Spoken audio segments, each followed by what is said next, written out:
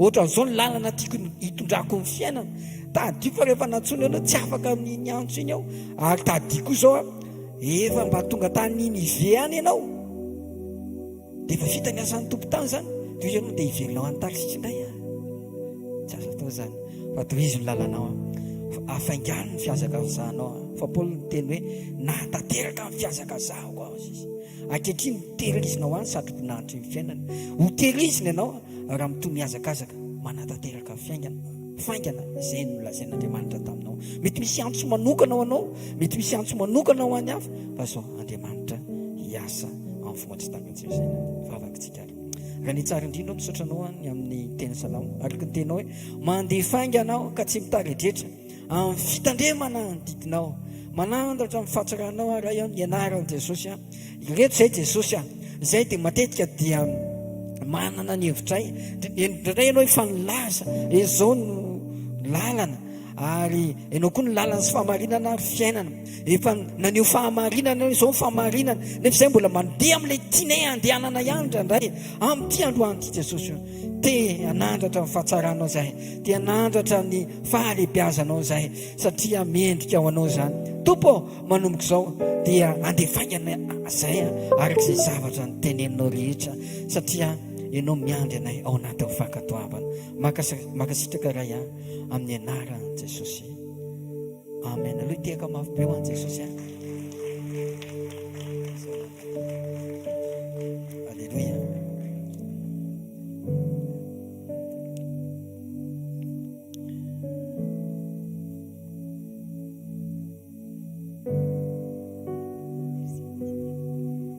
Alleluia. Ndao mbola itoy ivavakitsika, manasanao hiaraka hanandratra an' Jesosy indray antsika dia hanandratra vavaka fisaorantsika. Ndao mbola hisaotra an' Jesosy fa matoa mbola izy mivelona ny zasanao androany dia teo amin'ny famindrapon'Andriamanitra, teo amin'ny fitantanany, teo amin'ny fiarovany, dia mbola isan'ny velona ny zasanao androany. Matoa tsika mbola isan'ny velonaina dia mbola misy azo antenaina amin'ny fiainantsika zany. Manasanao mba hitoetra ao amin'ny sitrapon'Andriamanitra, hiaraka tsika androany hanandratra an' Jesosy dia ame voninahitra anazy. Asandrato mivavaka ao ary Jesosy eo misaotra anao zahay, misaotra Jesosy fa ianao mbola nitahiry any tsirairay avy indray androany. Misaotra anao zay Jesosy fa ny tananao mbola niazona amin'ny fiainanay tsirairay avy Jesosy. Misaotra Jesosy fa ianao mbola manisy fofinaina mahavelona anay tsirairay avy. Ianao Jesosy no miay anay isan'andro. Misaotra anao zay na famindram-pona vaovao eo amin'ny fiainanay indray androany Jesosy. Misaotra anao zay Jesosy fa amin'ny fotoana rehetra Jesosy dia eo foana ianao fiarovanao, eo foana fitantananao, tsy miala aminay ianao Jesosy fa tena hoe miaraka aminay isan'andro. Misaotra ny amin'ny fanahinao koa Jesosy. Misaotra fa tsy mamelanay ho irery ianao Jesosy fa miaraka aminay foana ianao. Misaotra anao zay Jesosy fa ianao no nitahiry anay tsirairay avy, ny ankohona anay tsirairay avy. Ianao mbola mamatsy anay tsirairay avy isan'andro. Mankasitraka sy manome voninahitra anao zay Jesosy. Misaotra anao zay fa lehibe loatra eo amin'ny fiainanay isan'andro ianao Jesosy, ary tsy mitsahatra ianao Jesosy maneho an'izany eo amin'ny fiainanay. Mankasitraka anao zay Jesosy fa mety maro be Jesosy ny zavatra lalovanay, mety maro be zavatra mandalo eo alohananay Jesosy, nefa tena hitsapanay hoe io ianao Jesosy fa mbola mampandresy anay, mbola mampijoro anay Jesosy. Misaotra anao zay Jesosy fa ny herinao no herinay, ianao no tokonay Jesosy, ianao ny fanantenanay, ianao Jesosy no hery ho anay isan'andro. Misaotra anao zay Jesosy. Mankasitraka feno anao zay Jesosy ny amin'ny fiasanao tsy takatry ny sainay Jesosy. Misaotra anao zay enina dia ny amin'ny zavatra tsy hita amin'ny masonay ary satria fantatray Jesosy fa any ambadika any tena miasa ianao, amin'ny fotoana rehetra dia miasa ianao. Mankasitraka anao zay Jesosy. Misaotra anao zay Jesosy. Misaoran' Jehovah ary fanahiko ary izay rehetra atao anatiko misaora ny anara-masina. Misaoran' Jehovah ary fanahiko ary aza misy adinoina amin'ny fitahiny rehetra, izay mamela ny heloko rehetra, izay manasitrana ny aretinao rehetra. Misaotra Jesosy, izay manavitra ny haiko tsy hidina ny andavaka. Ianao no manarona famindram-posy fiantrana e Jesosy a. Misaotra fa ianao mbola mahavoky soa ny vavanay sanandro sanandro. Halleluja,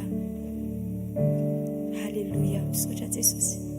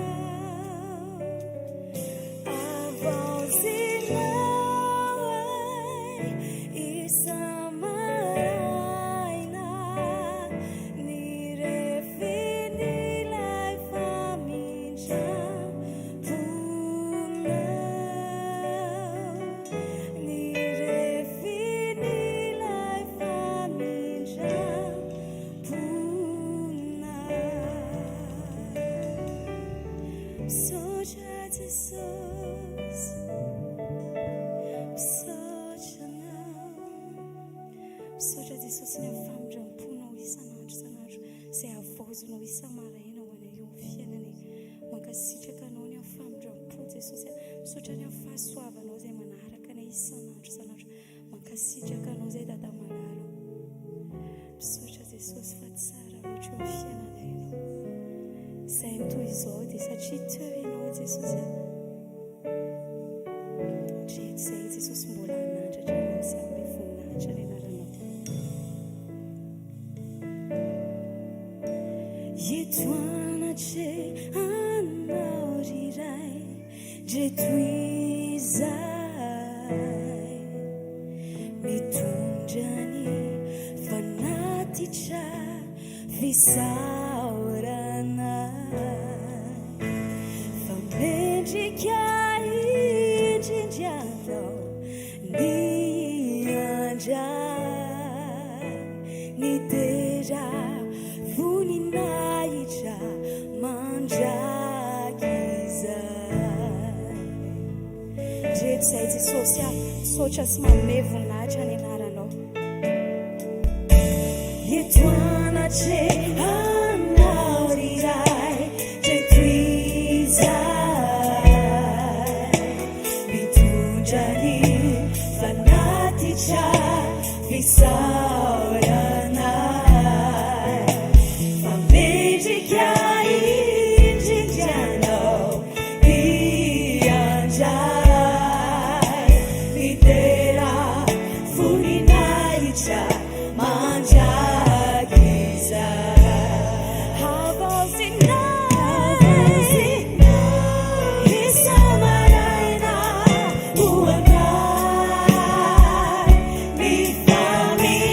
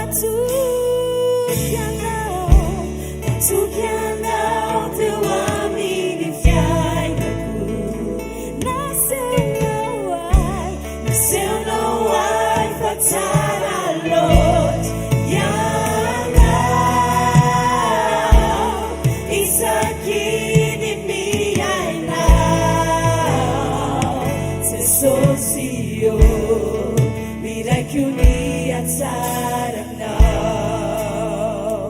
Tiffany feel now. Tiffany feel now. Itu jahai yang makin gafu. Nana tiarindas. Ake kiai jijana. Fanta chufia no muraju. Sakai saku, te socio, we like you ni asara na. Matu kiana, te wami ni fiana tu. Na se no ai fatsara los.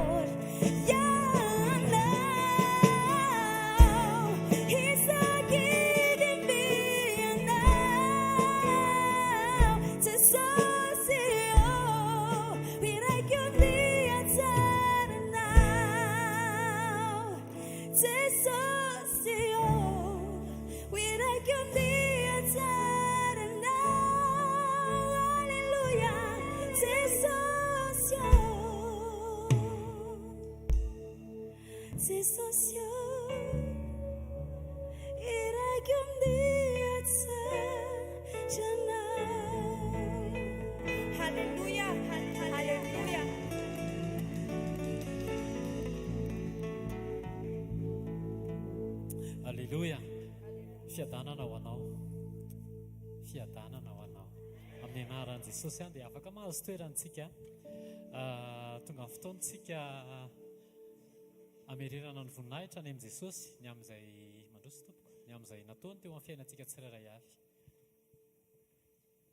Voninahitra ho an'i Jesosy ny joroako vavolombelona eto fa tamin'ny heritaona tamin'ny master 1 zany dia nisy examen izay nataonay dia ilay izy resaka actualité ana marché financier dia izany efa tsy mahay an'izany dia fataona ankizy ao am-pianarana moa zany rehefa ohatra ireny dia mitriche zareo dia mandoha vola amin'ny surveillante dia normal be moa ianao hoe tsy mitriche satria rehefa hainao ilay izy dia ina moa ny triche-nao dia teo amin'ny amin'izay zany satria ilay izy koa misy note tratrarina hoe rehefa latsaka an'ity note ity ilay izy dia na ianao voaroaka tsy hoe voaroaka zany ianao dia mamerina concours indray dia eo zany ianao hoe ahoana zany ny atao anaraka an'ireto ankizy reto ve sa ijoro dia voaroaka ianao dia teo izany dia nanapa-kevitra aloha hoe Jesosy atao ina moa izany diplôma izany raha tsisy ianao fa aleo voaroaka raha voaroaka. Dia vita an'izay aloha izany dia afaka iny année scolaire iny dia soranan Jesosy fa nafahany no voninahitra anazy ihany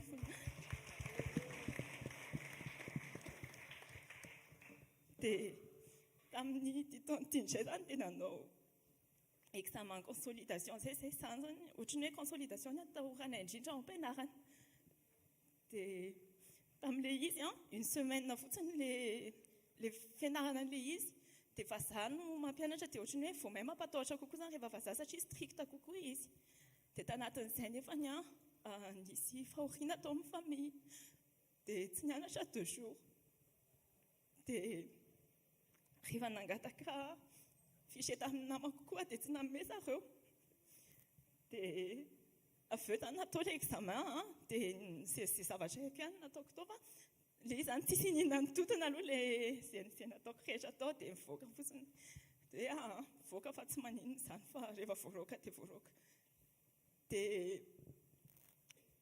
dia normalement zany tokony hoe tsy any anatin'ny listany manao soutenance ny ankizy zay tsy afaka dia nefa tao anatin'ilay lista manao soutenance tsara aloha izany dia soranan'Andriamanitra aloha izay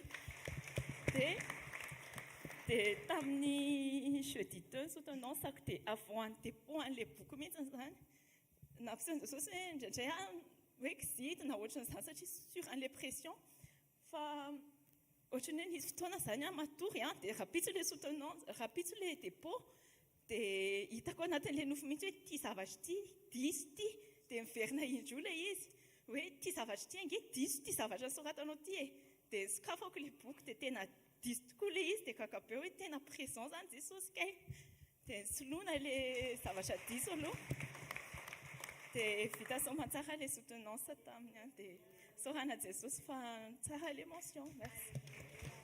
Eo tiaka mafy ho an'i Jesosy mandroso rahalahy.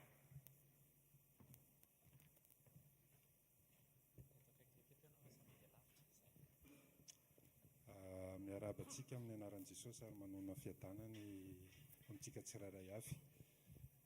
Zavatra anankiroa ny tsiroako vavolombelona amezana voninahitra ny Jesosy Kristy ary anampahirezana antsika tsirairay avy. Ny voalohany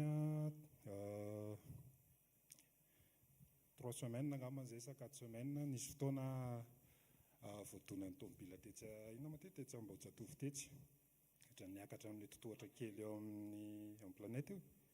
Niazakazaka za tsy nanapo mihitsy hoe ho voadona fa niazakazaka kely niakatra n'ilay totohatra ohatr'izao nihemitra tampoka ilay taxi tonga dia voadona dia tonga dia ery ampovoan'ny arabe ery.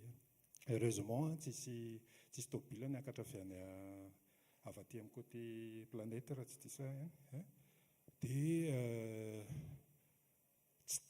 tsy azoko an-tsaina mihitsy hoe fa maninona ny aty ampovoan'ny arabe. Dia avy eo nitsangana dia nijery aloha hoe manao ahoana dia telefonako moa vaky tanteraka ny écran dia lasa nitsangana dia nanatona an'ilay taxi dia niresaka tamin'ilay rangahy hoe ianao tsy nijery anahy tsy hitanao nga hoe ty ilay lalana fandehanan'ny olona dia ahoana no satria tena lalan'ny olona ilay izy dia sao avaky ny telefonako dia tao anatin'io mianana zavatra rehetrarehetra be dia be fa ohatrany hoe tony any efa ny tao anatin'ilay izy nijery an'ilay rangahy dia ohatrany hoe olona mitady izy raha amin'ny fotoana io zany mety hoe diso izy dia mety afaka ihany koa zany mety hitrotra tao anatin'ilay fotoana satria ilay izy io olona ataoko hoe ifonako fa olona kely izy afaka hoe afaka nanao réaction tena hoe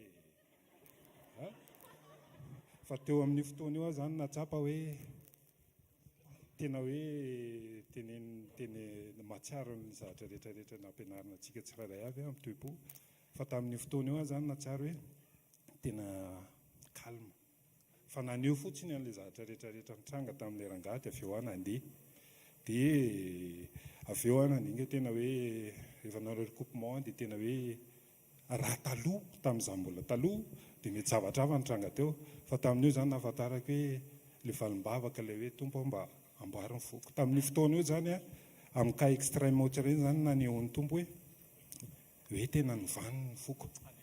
Dia izay anankiray hoe hisoraka an'Andriamanitra satria izay le hoe zatra angatantsika amin'ny fotoana anankiray mety ohatrany hoe afinapombo mety mbola mipetraka ao ve le izy ahoana fa amina cas extrême ohatra ireny mety zatra kelikely ohatr'izay mety mbola vitantsika fa amin'ny fotoana anankiray amin'io sady zako tsy naninona hisoraka an' Jesosy fa niaro anazy tao anatin'ilay fotoana tsisy naninona naratra kely ny tanako sy ny kioko tsisy naninona dia hisoraka an' Jesosy toe-pony iova za tsy naninona tao anatin'ilay izy.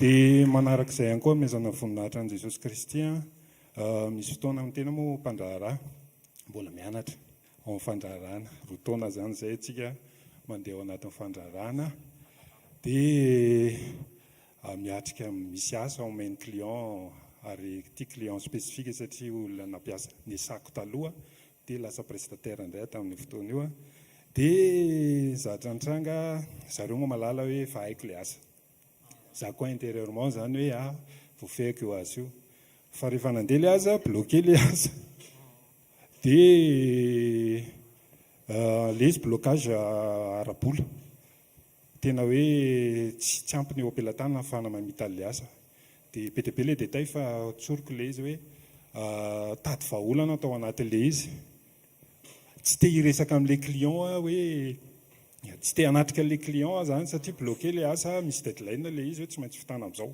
dia tena hoe tady solution taty ivelana andombaravarana amin'ny olona mety fantatra zany ahafahana hoe mifinancer ahafahana mamita le asa tsy nahita mihitsy ny zavatra tsapako tato anatiko izay aniren'ny tompo anaty hoe miresaha ny client le client ireo nefany le olona le ataoko hoe responsable le projet olona ataoko hoe subordonnéko dia zavatra tena hoe aniren'ny tompo anao hoe tena tsy maintsy makany ianao. Misy fotoana zareo niantso amin'izay dia tsy te hamaly an'ilay telefona ohatrany sady matahotra ve tsy fantatritsony ohatrany hoe tsy haiko hoe ahoana fa tsy te hamaly afarany dia valiko texto fotsiny aloha valiko texto dia sady mivavaka any Jesosy hoe ianao malala fa zaho tsy hitako izay ho ambara mety tsy hitako tsy hoe izay lalana ho ambana ho ale dia ianao sisa no antokiako dia teo zany dia mivavaka moa anatin'ilay fotoana dia tena niantsony le tena lehibe dia niantso le lehibe dia niraisiko amin'izay sady efa nahazo toky tamin'i Jesosy hoe izy nametraka an'izay teny ho ambarako io ny zavatra misy dia niexposeko an'zareo le zavatra sao le izy hoa maromaro le détail fa zaho dia ozy izy hoe ela ozy izy satria mahafantatra izy ela le izy tsy matotra mihitsy ela zao tena ela ve ny avoarokana any atao lahato sy karazany dia tena tsy hitako izay ho ambarako dia nangina moa zany dia zao raha pitso ela ozy izy mbaka tia ampiasana ianao tompoko dia tonga dia nametraka dia ny tenin'Andriamanitra voaraiko moa tao anatin'ilay izy hoe tsy menatra izay rehetra mino azy dia izay no nanosika anao hoe ninina zavatra mety antsanga satria ianao mbola mianatra mbola ohatrany hoe asa voalohany tamin'ilay client io ianao nefa mitranga le zavatra hoe dikan'izay hoe tsy azo asa tsony ianao zany labitsy satria retardé le asa tsy ianao zany tsy professionnel sy ny karazany donc ianao nefa ny olona responsable ataty any nefa ny ohatr'izao ny résultat dia napetraka tamin'ny tombo le izy dia nanatrika le fotoana rehefa tonga tany satria ny tena marina le problème zany tsy manam-bola afahako mividy le matériaux afahako mamita le asa eo koa ny main d'œuvre sy ny rehetrarehetra dia tonga tany dia niresaka tamin'le responsable atao dia ny zavatra nitranga efa napetraka amin'ny tompo am'ilay izy dia tena hoe voninahitra ho an' Jesosy fa ny zavatra discussion tao dia tena hoe vahaolana ozy izy hoe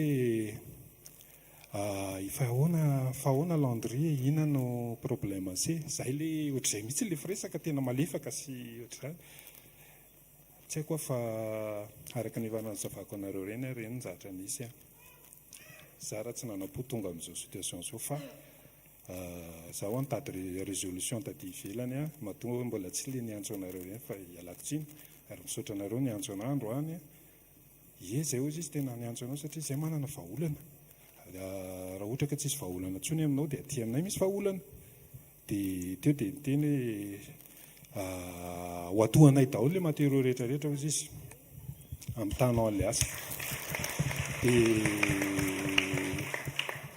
amin'ny fournisseur anao prix unitaire anao ary amina fifanarahana entre atsika mihitsy hoe le prix unitaire anao no akana le entana zany fa tsy hoe zay azahoanay zay avitana le asa fotsiny fa le hoe amin'izay efa estimation anao tany amin'ny prévision anao tany zany dia prépareo reo izy izy dia tsy maintsy mandrotsika fa nytanjosika tsy maintsy vita io asa io zay zany le objectif fa dia ny zavatra dia isoran'i Jesosy moa efa andalana le zany zavatra rehetra zany ohatra ny terrain tomba tsy maintsy joroana vavolombelona ny etapa rehetrarehetra za mino fa ohatr'izay ihany koa nanokafa ny amin'ny tanany asa mbola tsy vita ny asa kehitriny mbola misy démarche be dia be fa tea ame voninahitra an'Andriamanitra ao anatin'le hoe ny zavatra anankiray ampianarana dia hoe tsy maintsy lalana anankiray izay tsy tianao andehanana nefa ny ao le lalana tiany tompo anokafana an'le hamahana an'le olana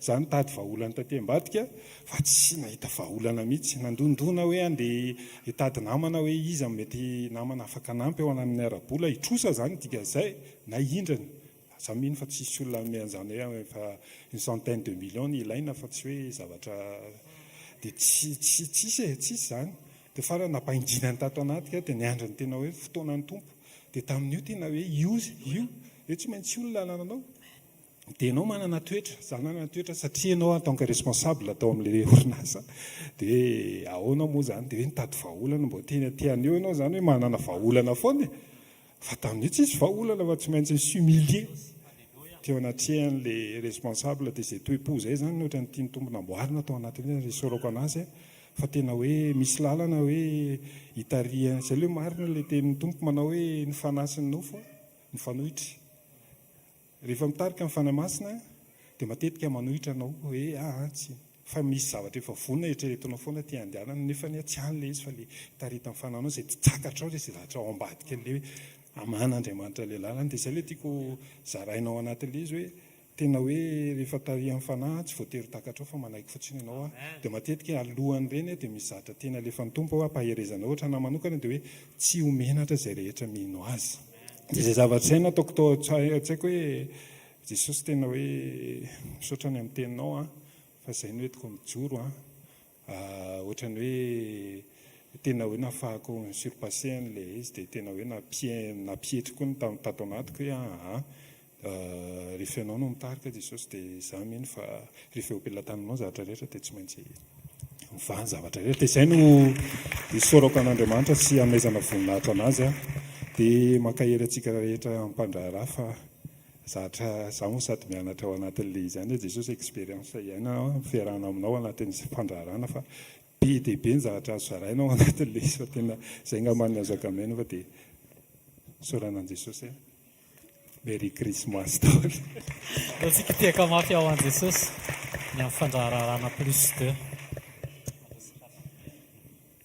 voninahitra man'Andriamanitra ny ijoroako vavolombelona eto saika tsy ijoro vavolombelona fa na ianao ny ijorona vavolombelony rahalahy teo dia fa misy nanosika ana hoe ndana ihany koa ijoro satria efa elaela ihany le izy resaka fiarovan'Andriamanitra le izy nisy ka anankiroa le izy au fait zany zay isaky ny maraina zay mivady moa zany dia mivavaka foana indrindraindrindra mangataka fiarovana dia nisy fotoana amin'izay maimaika be tamin'izay nisy fotoana vonjeko maraina dia kiropaka be dia lasa moa zany dia naka moto to dia lasa nandeha dia vita le fotoana ny vonjena dia ny lalana mody amin'izay ako no amin'le vidinana mankany an-trano misy anay moa zany dia nisy 4x4 teo alohako dia andeha hidepasy anazy izy nijanona dia hidepasy anazy ahako dia tampoka teo efa tonga dia nisy nanokatra ny varavarana le tao aoriana zany hoe ny réflexe zany tsisy tsony satria efa eo devant le izy dia ny azoko atao tonga dia nisaka kely fotsiny aho manlelohan'ilay moto dia tonga dia mipitika ahako.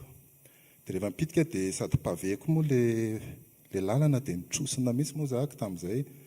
Heureusement moa zany nisy gant nisy nanao gant tamin'izay.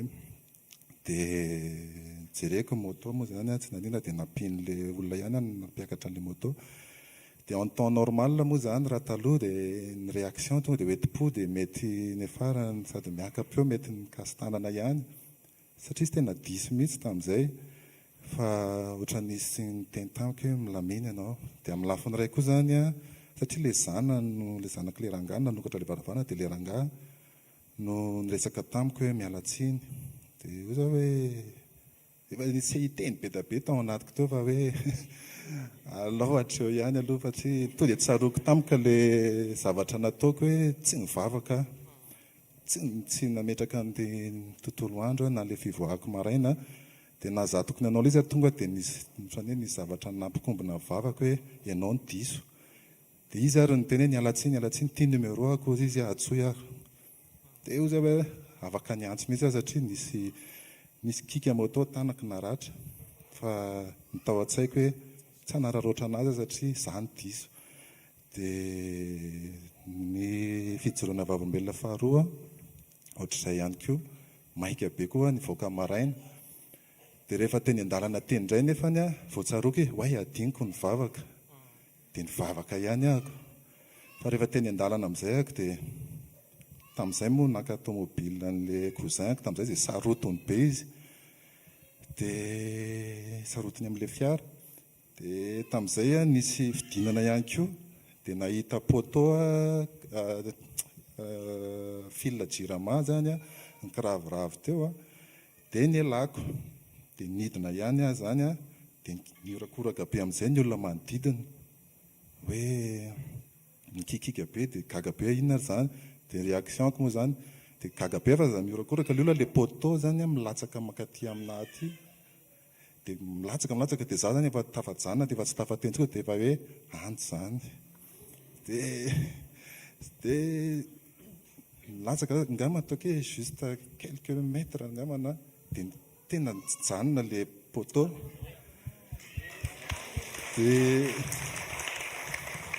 Dia niazakazaka daholo le olona nanantona anahy fa maninona ramose fa maninona ty ataonao izy nga tsy hitanao le fil tsy hitako hitako fotsiny fa nialako. Dia mivoaka ahako dia efa ahoana ary mahatonga ny tia nilatsaka hay le fil ny kiraviravy ihany a saringitra tamin'le porte bagage dia nilatsaka le izy dia nijanonjanona izy zany a tsy hoe le zanijanona iny nampijanona an'le poto tsy nianjera le poto fa nisy fil kely zay no nitazona le poto tsy nianjera teo amin'le fiara zany. Dia tena ozy izy le olona hoe tena mahagaga ozy izy zany satria raha nilatsaka izy satria poto ngeza be le hazo ireny izy a raha nilatsaka izy sady mivaky ny fitaritra le tranon'le olona tetsy ozy izy tonga dia voakasika an'io. Tena nangovotra be avy eo niala teo satria nitsoako fotsiny le izy dia ohatran'ny tsy teo nialako teo zany. Fa teny an-dalana vao nieritreritra le izy hoe aeto koa zany a mbola fahadisoky ihany koa le izy satria maika koa voaka ny trano a dia nataoko ohatran'ny deuxième maikamaika fotsiny a ny vavaka. Dia teo natsapako hoe tsy mety raha maivanina le vavaka rehefa maraina fiarovana satria le sy fakazarana efa natao hatramin'izay a. Dia ny tena sotran'Andriamanitra dia nilamina tsara le izy moa le cousin moa zany nieritreritra ary nagaga fa tamin'ny fotoana izy niantso anahy foana ahoana ohatra hoe tratra ny tsindrimandro tany ve fa za efa rassure fa efa fiarovan'ny tompo efa teo a. Dia izay nijoroko vavolombelona toko misaotra indrindra. Mbao tsika tiaka mafy ho an' Jesosy. Alleloia. Atomboka hatrany farany zava-dehibe ny fametrahanao fiainanao amin'Andriamanitra. Amen. Rehefa manana fatahoran'Andriamanitra ianao tsy hoe adino ny mivavaka fa misy famindrapo eny. Izay le teny mpanao salamo hoe ny anjelin'i Jehovah mitoby manodidina izay matahotra azy. Mety hoe tratrany amehana na maika tampoka fa misy famindrapo. Fa ny tena tsara dia mivavaka. Ao misaotra an'Andriamanitra tsika ny amin'ny fiarovany. Faharoa ny Ndatolo Andria tena hoe za sura fa efa miovy tsika.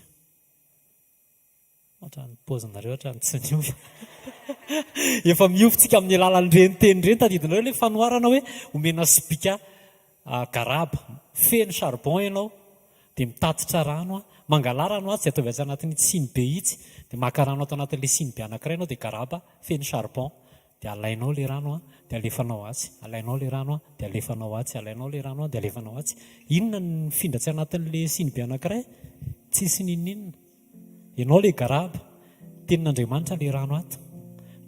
Dia diovony le teny ianao, ianao miandro hoe isy vokatra be, fa le vokatra efa any aminao, efa madio ianao. Amen.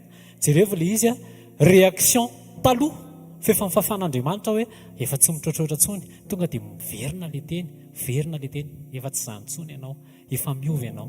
Amen. Dia aza miankina amin'ny expérience, fandraharana plus 2 izy. Fampianarin'Andriamanitra netritehana foana, ampianarin'Andriamanitra netritehana, mien'ny fanamasina dia mety zavatra tsy mahazatra anao. Zany zao ohatra ny hoe manala baraka, zany hoe maka contrat any amin'olona zany dia andeha hitenany amin'ilay olona hoe tsy vitako ity fa inona ny azo atao hiaika an'ilay izy zany. Fa tsika nefa ampianarin'Andriamanitra tena mitsotra dia manetritehana, fa rehefa manetritehana ianao dia Andriamanitra ny vahaolana. Tsisy olona meanao centaine de millions zany amin'ny tanany contrat. Ohatra ny hoe ity zany vola ho anao fotsiny dia ataovy le asy. Azonareo dia le témoignage voalohany témoignage ny Daniel, mety 2 L eo ny anazy na Daniela, fijoroana ny ankizy rehetrarehetra mitrisy daholo mba ho afaka. Fa Daniel no nitarika ny Sadraka sy Mesaka sy Abednego hijoro. Dia Sadraka sy Mesaka sy Abednego miaraka amin'ny Daniel nahazo QI+10 na natombo avy 10 ny fahaiza mihoatra noho ny andriana sy ny tandapa rehetra tao Babilôna. Fa neny Daniel izay nitarika an'ilay fijoroana na afantatra nofy. Vakio ny Daniel toko voalohany men'Andriamanitra fahafantarana nofy. Dia izay mihitsy ny lerana-bavy teo hoe vokatra ilay fijoroana tany amin'ny master 1. Mety tsy namaly eo le izy fa afaka ihany izy, fa taty amin'ny master 2 tany amin'ny nofy Andriamanitra no niteny taminy hoe ty zavatra ty diso, ty zavatra ty diso. Dia afaka soamantsara izy mity hafa mafy ho an'i Jesosy. Ndao tsika hisaotra an'i Jesosy, asaiko ianao hitsangana dia sokafony ao anatin'ny fonao. Mety mandalo zavatra ohatrohatran'izany ianao, fa takian'Andriamanitra androany ny fijoroana. Takian'Andriamanitra androany ny ao anatina situation ohatrany hoe tsy mampahazoaina anao, fa mila miverina ao amin'ny tenin'Andriamanitra ianao, mila manetriteny ianao. Ary takian'Andriamanitra androany ny fiombonana aminy ao anatin'ity fotoanany communion ty aza mivoaka ny trano raha tsy miresaka amin'Andriamanitra. Raha tsy hoe miresaka fa tsara fiombonana amin'Andriamanitra izay alova mamita ny asa mandrara ao anatin'io dia mahitan'Andriamanitra. Isaory Andriamanitra ny amin'ireo témoignage, dia isaory Andriamanitra ny amin'ny zavatra lalovanao, dia isaory izy fa tsara loatra izy isaory izy fa efa nandefa teny izy, teny izay anovanao, teny izay anovanao ho tanteraka ho tahaka ny fiangonana ho ampakarina. Ray amin'ny anaran'i Jesosy mankasitraka anao, misaotra ny ao anatin'izao fotoam-piombonana izao, misaotra ny amin'ny témoignage rehetrarehetra teo Jesosy fa mamerina anay zany ho tahaka ny fiangonana, ho vonona, ho ampakarina, hitsena amin'ny mpampakatra Jesosy. Misaotra Jesosy fa mamerina anay ianao, tsy hanomboka ninninona rehefa maraina ny andro raha tsy tsara fiombonana aminao. Mamerina anay ianao ny anana fanetretena hiankina aminao, tsy izay voatery mampahazo aina ny nofo, fa izay asain'ny fananao atao dia izay ihany ny tokony ataonay. Ary mamerina anay ianao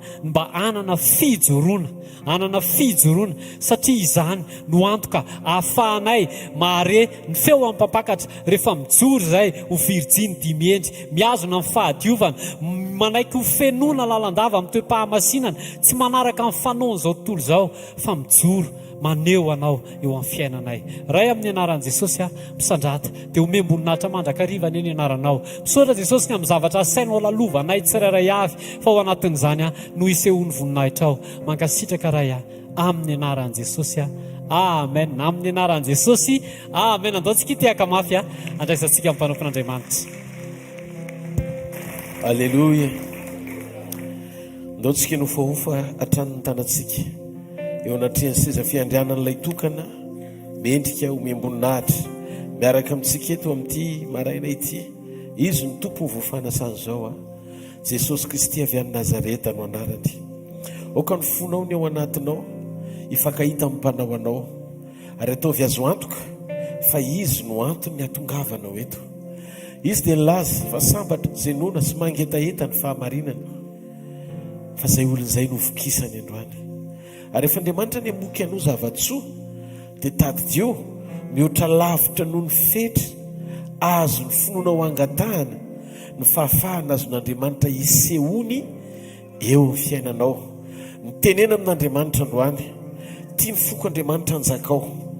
Aza vela iaina amin'ny fahazarana fa hoeto lavitra mihoatra noho ny fahazarako, mba ahafahako miombona indray sy mifankahita amin'ilay tena fahamarinana avy aminao.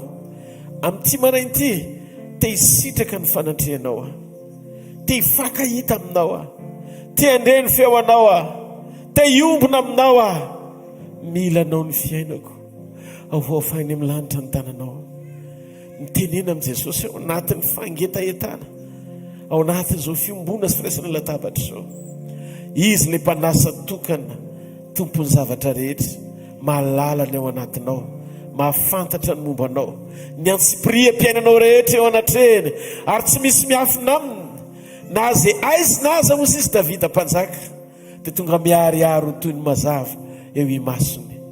Fa izy la izy atrehetra izay ka ho mandrakizay, ho azany ny voninahitra, ho azy ny fisandratana, ho azy ny fahamendrena ambony indrindra, ho azy ihany koa ny fanapahana sy fanjakana mandrakizay.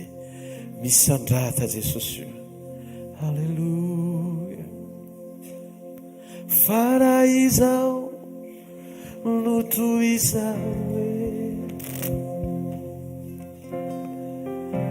dia tsisy avy amiko fa avy aminao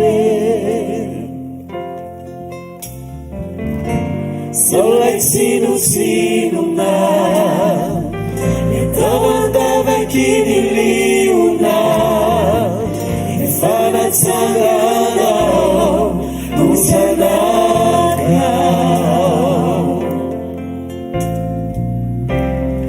faraizao lutuizawe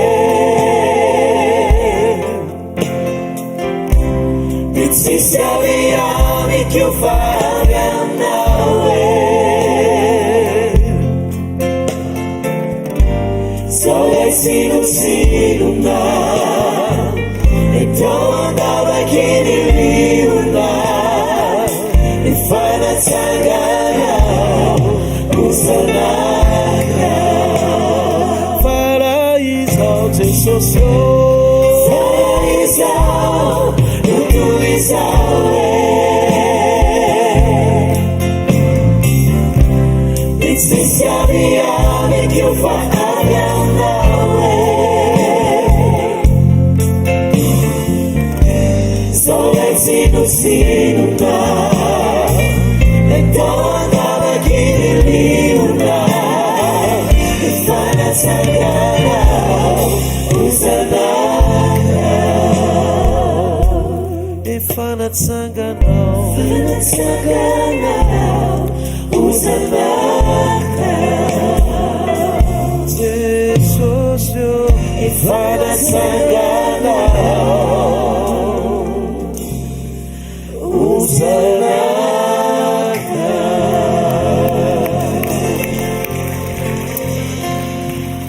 Misaotra Jesosy mitenena aminay amin'ity androandroany ity vonizay ny aino anao ndray ambarao aminay ny zava-miafina dia oka tsy ho teny pahalalana mahafinaritra ny sofinay fotsiny fa ho teny fiainana anova ny ao anatinay ho karazan'olona araka ny sitraponao marana ta Jesosy miverena faingana mangeta hitanao zahay amin'ny anaran'i Jesosy amen. Mazo toerana tompoko. Aleluia.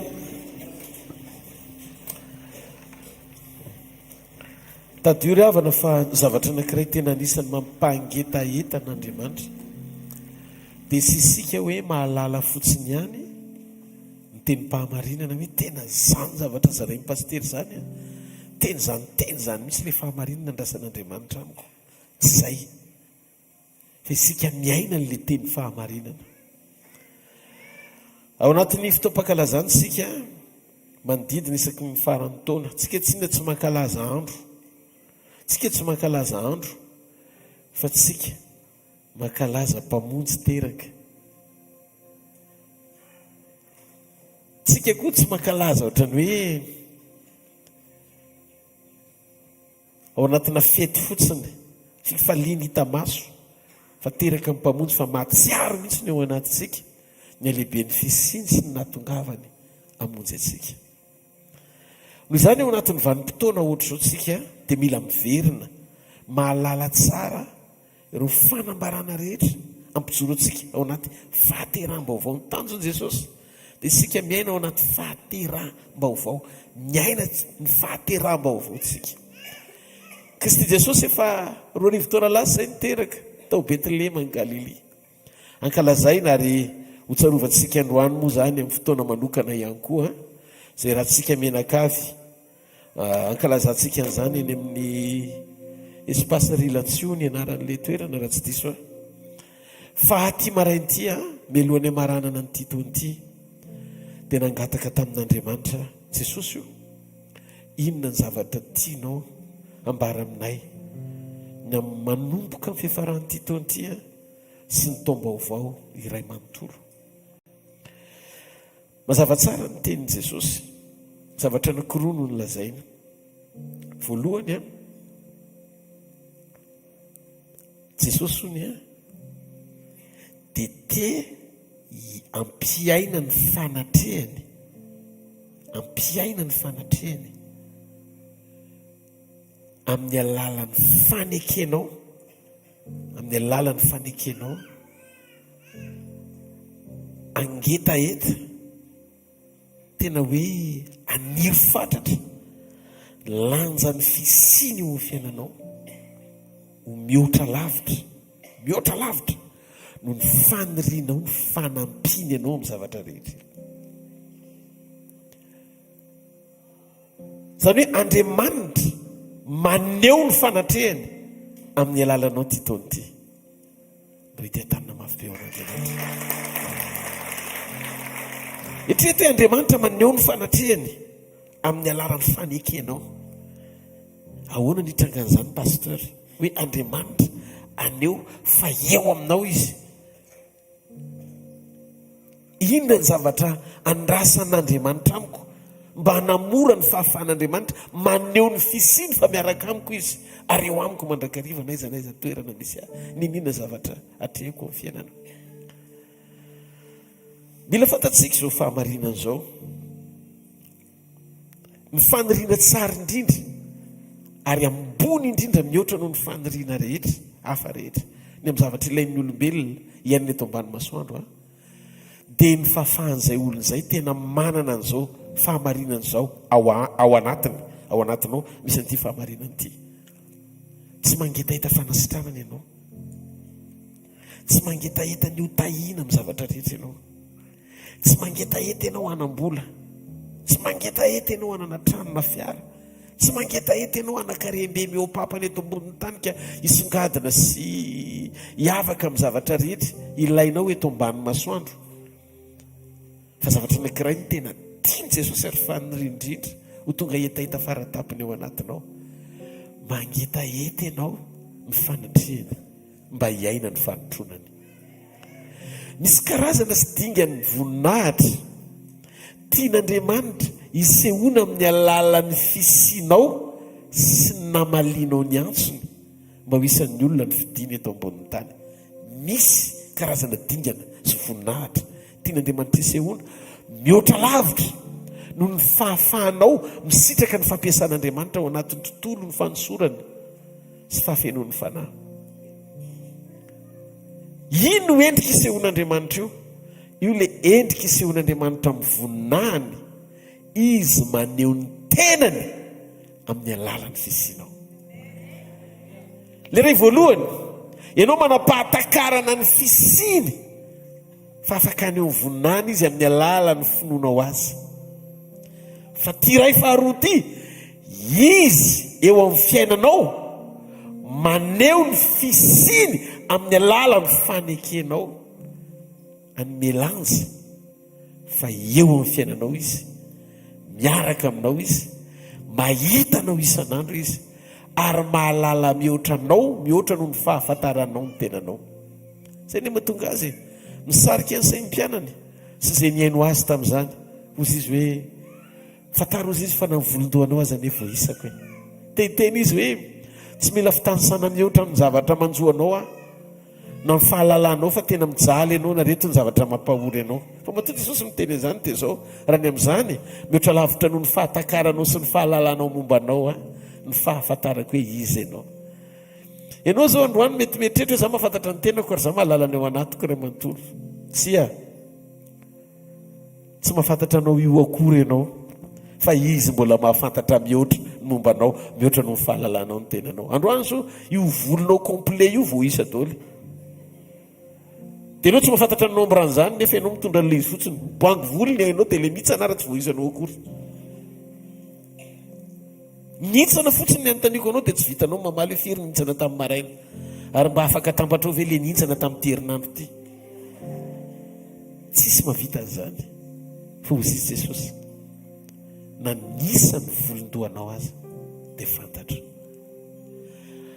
Androany maraina tetaridalana anao ao anatina fahamarinana anankiray tsy makay izany io aretiny io olana io averiko indray io olana io tsy makay izany io fa miangavy ianao iainy ty fahamarinany ty meolanja fotsiny fanatrehany ny anjaranao meolanja ny fanatrehany.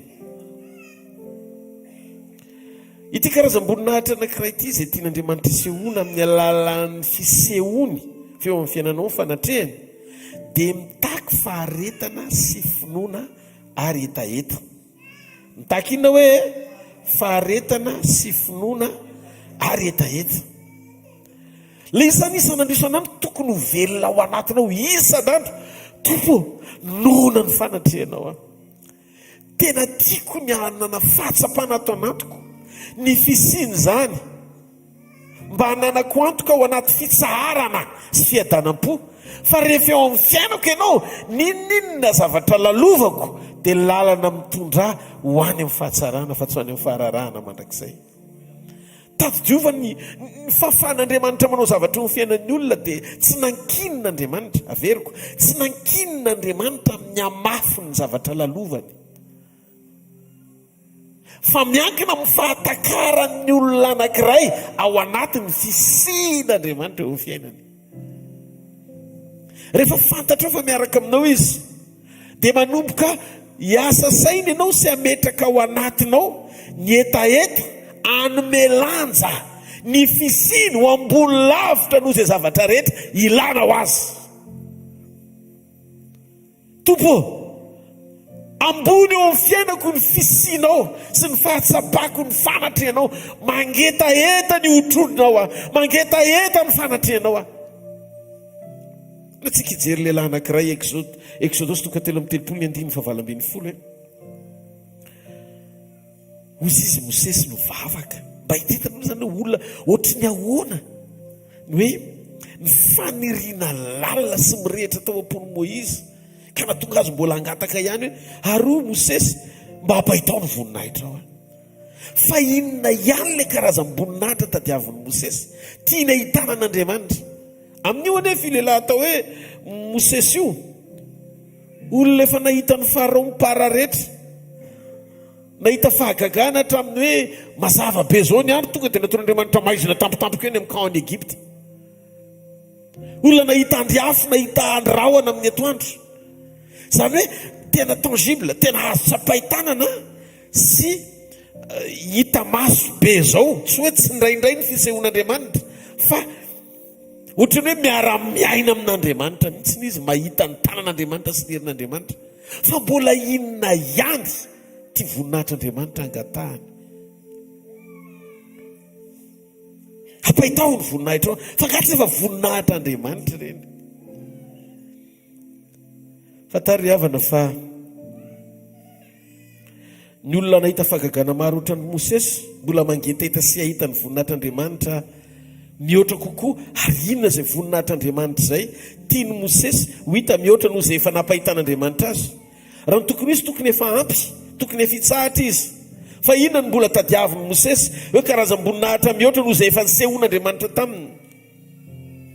Olona nahita andiafo nahita aizy na avy eo mazava tany amkany nahita ny farao nangovotra ny teny hoe tolefiky farao sy ny fanjakany hoe mandanonareo mivoaka fa tsy vita tsony na ranomasina mena misokatra aza hitan'izany lehilahy zany kanefa mbola nangetaeta ny voninahitr'Andriamanitra Mosesy. Hitanareo le izy ny etaetan'Andriamanitra ao anatinao dia tsy ahatonganao tsy ho voasakana tsy hangataka ny fisiny ho mihoatra lavitra noho ny fisehoany.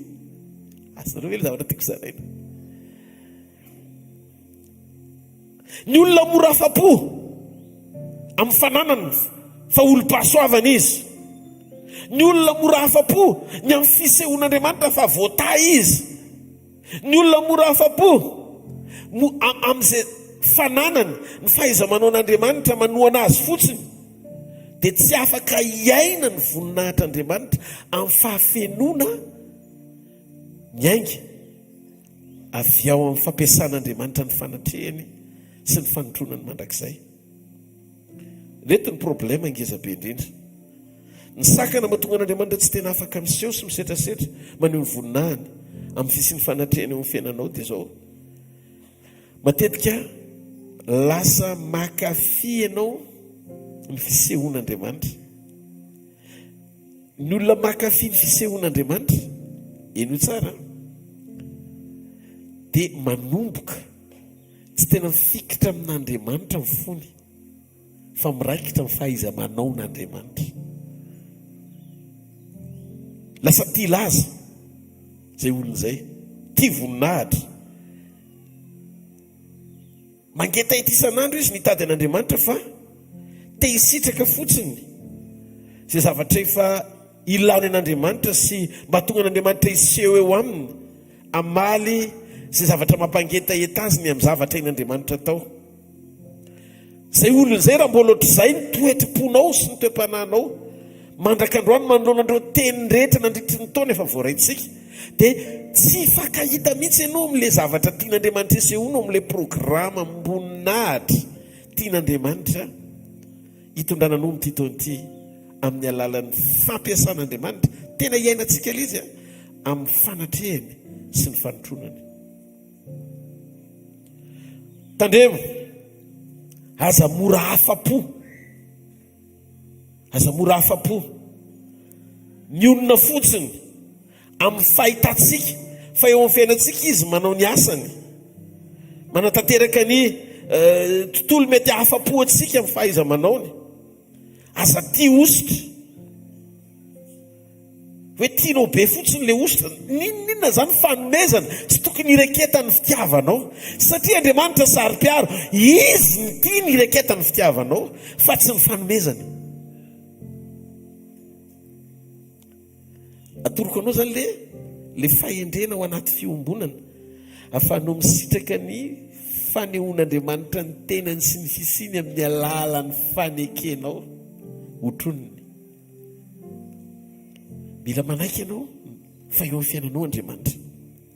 Ary rehefa amin'ny fiainanao Andriamanitra dia mila vitsoranao ny ao anatinao dia androany Andriamanitra tena te hanampy antsika be mihitsy izy amin'ny alalan'ny fahamarinany teniny ary ho tsara hatramin'ny farany. Aleloia.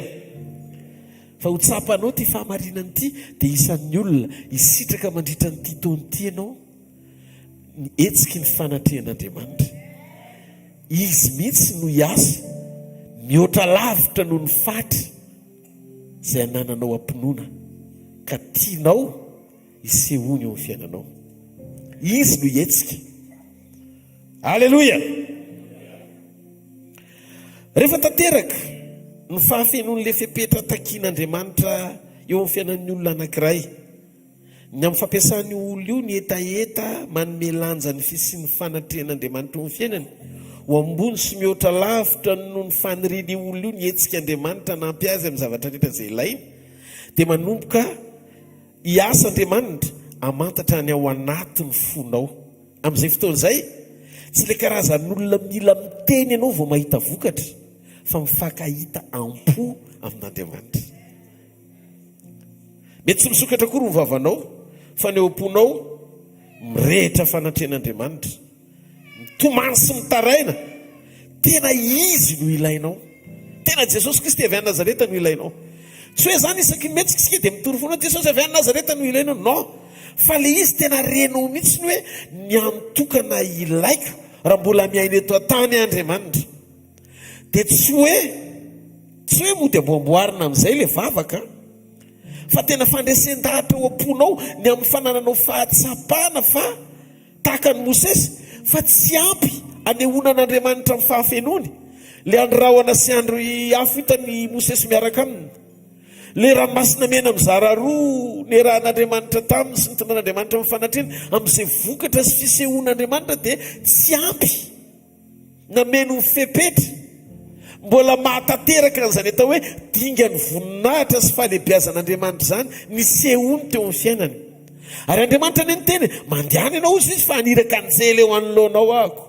Zany hoe aniraka ny iraka ny Andriamanitra. Andriamanitra efa zany efa nanaiky hoe anjely dia efa ampy raha mirakla sy famoahana ary délivrance. Anjely mirahako elolalina anao dia mety ny zavatra rehetra. Fa ozy izy Mosesy, za tsy aleto raha tsy maraka amiko ianao.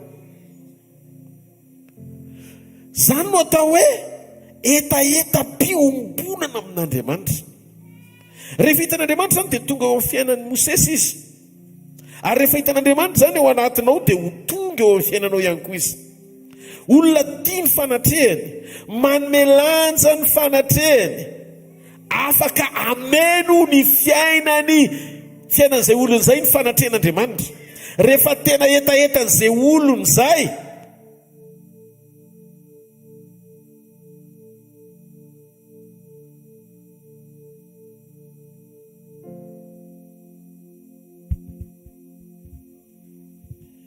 Alleluia.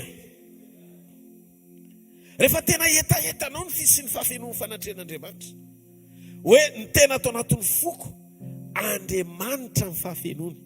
Iza hoe ny tena ao anatin'ny fonao? Andriamanitra ny fahafenony. Dia anomboka Andriamanitra anetsika ny voninahiny eo amin'ny fiainanao. Tsy anao no mangataka mba anehoany ny voninahiny, fa izy mihitsy aneo ny momba azy sy ny fisiny ny fanatrehany eo amin'ny fiainanao, fa miaraka aminao izy.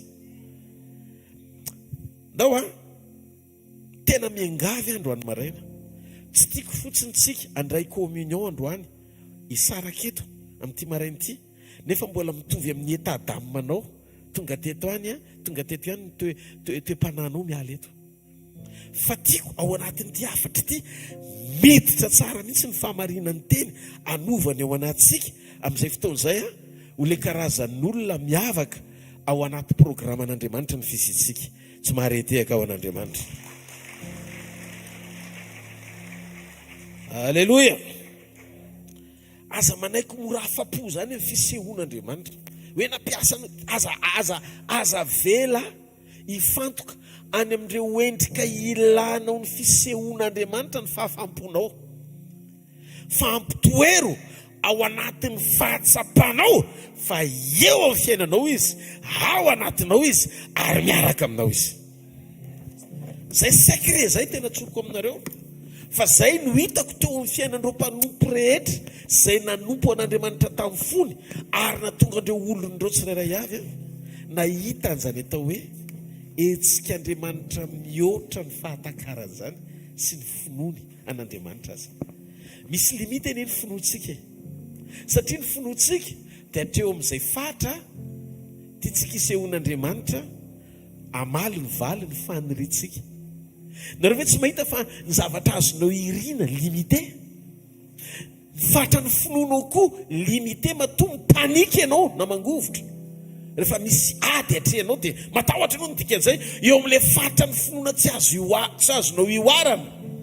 Ny fisehoany ny zavatra anankiray mitranga mitady tsy ho vitanao intsony. Amin'iny fotoana iny tsy ianao mampiasa ny finoanao mangetaeta an'Andriamanitra mba hidiran'Andriamanitra tsehatra ao anaty fitarainana no hitondra n'ilay vokatra, fa eo no ilana n'ilay dingan'ny voninahitra mihoatra avy amin'Andriamanitra amin'ny alalan'ny fifankahitanao anananao fiadanam-po, fa eo amin'ny fiainanao izy, ary afaka manao zavatra mihoatra noho izay azonao irina na heverina. mitovy amen. Ditanareo, zay no mahatsara ny sekoly mampiavana anao amin'Andriamanitra. Zay no mahatsara ny sekoly mpanomanana ny fonao mba ho isan'ny toerana mahatamana azy ny fisianao. Zany hoe ianao dia ilay toerana iray mahatamana an'Andriamanitra sy mampahazo aina azy anao zay tiany atao eto ambonin'ny tany amin'ny alalan'ny fisianao. Zay disponibilité anao zay, zay le fahafahanao zay ho hitan'Andriamanitra amin'ny fotoana rehetra, dia omeko anao le secret androany maraina, atonga amin'ny fiainanao sucré ao am-panompona an'Andriamanitra, ary tsy azon'ny Satana ho sakanina tsy succès mandra-pahatonga Jesosy ny mirao alanitra. Alleluia. Tena maniry sy mangataka amin'Andriamanitra mba ho tontolo anankiray ahafahan'Andriamanitra maneho ny présanseny, ny présansanao.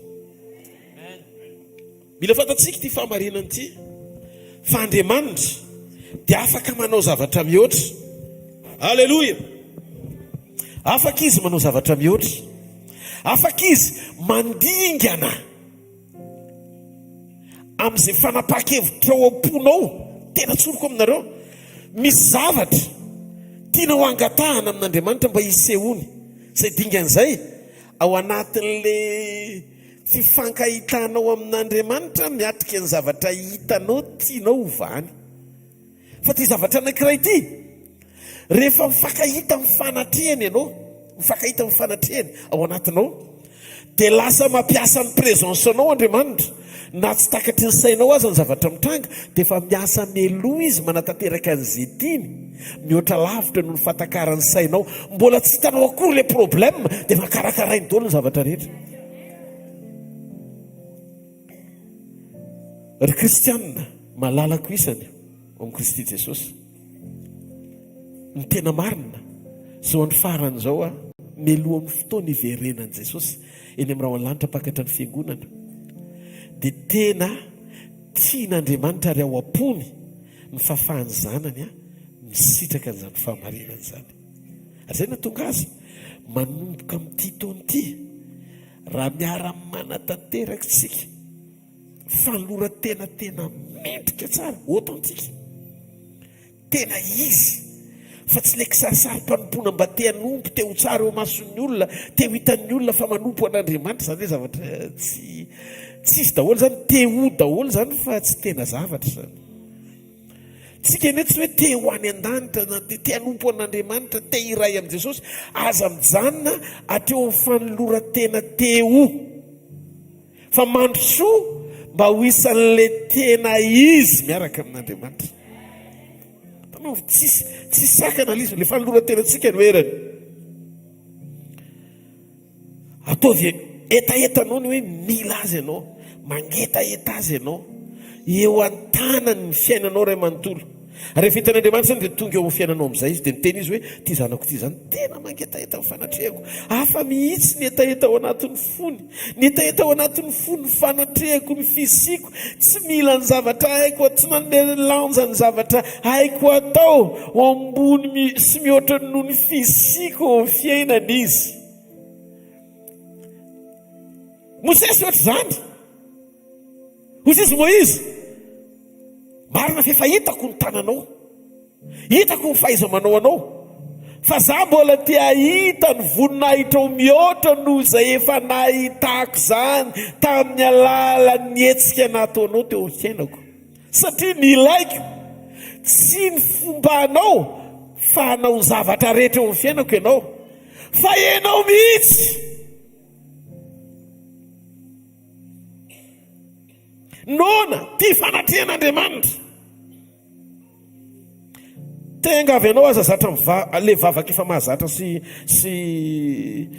tena hoe mapety anao hatramin'izay ireny, manomboka androany rentsika ny programan'Andriamanitra fa te hiseho izy amin'ity taona ity, te hiseho izy aneho ny fisiny, izy no maneho ny fisiny amin'ny alalan'ny fanekenao hitondra ny fanatrehany. Noho izany rehefa vonina ohatr'izay Andriamanitra ao anatina saison anankiray, dia mila miomana koa ianao manomana ny fonao mba ho fantsona manaiky anamoran'Andriamanitra ny fahafahany miseho amin'ny alalan'ny fisianao. Ahoana le izy? Fenoy ny fepetra sy etaeta avy ao anatin'ny fonao lalina, amaly izay zavatra tadiavin'Andriamanitra. Inona zavatra tadiavin'Andriamanitra? Fijoroana, fanoloran-tena mendrika, etaetan'Andriamanitra, etaetan'i Jesosy.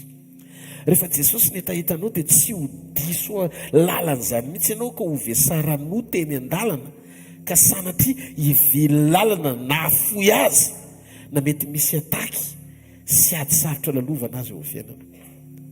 Rehefa izy no etaetanao dia tsy tena voafaritra loatra sy ao anatin'ny famaliny anao na tsy famaliny anao,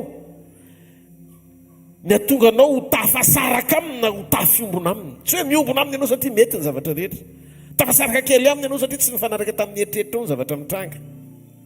Fa rehefa mifanatrehany no etaeta ao anatin'ny fonao dia hivelan'izay zavatra antenanao azy, le afo mirehitra ao am-ponao ny fisian'ny fanatrehany, ary rehefa renao fao mifanatrehany sy zavatra rehetra mitranga eo dia azonao antoka, azonao antoka fa itsika ianao satria tsy hoe ao anaty ady ianao voenon'Andriamanitra, fa melohan'ny fotoana hiatronao ny zavatsarotra rehetra dia efa voatahiry ianao satria efa noenoiny melohan'ny fotoana hiatrenao an'izany. Zany mahatonga an' Jesosy teo amin'ny fasan'i Lazarosy. Ozy izy misaotra anao araiky, fefaniaino ahy ianao. Tsy miezaka miady ampinoana andresy ao anaty ady, fa miatrika ady ampinoana fefa nandresy tao aminy.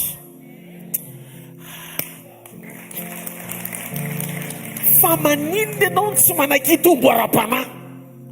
Fa maninona ny sarotra be mihitsy manangana anao mba ho isan'ny olona? Fa mba mitombo, za tsy miteny hoe lehibe, mitombo ara-panahy amin'izay.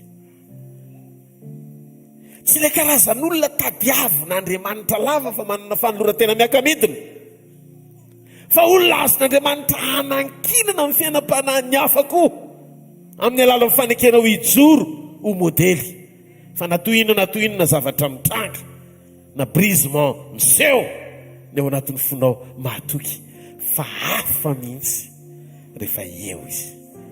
Fa nagatsy marety aika ao an'Andriamanitra izay.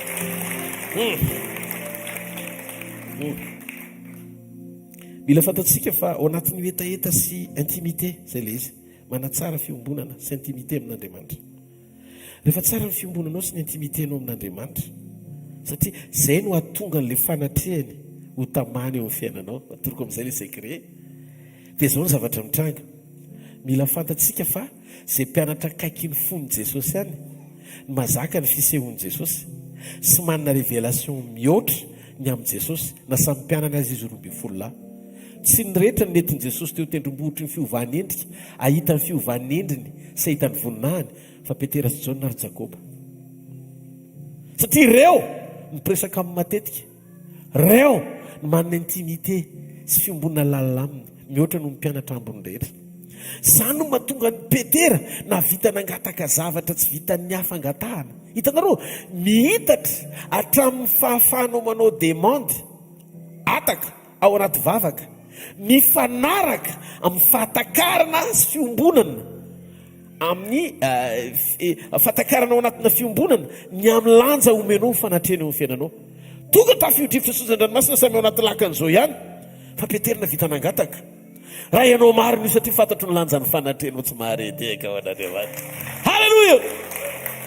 Fantatro ny lanjan'ny fanatrenao, antsoia hoeno aminao.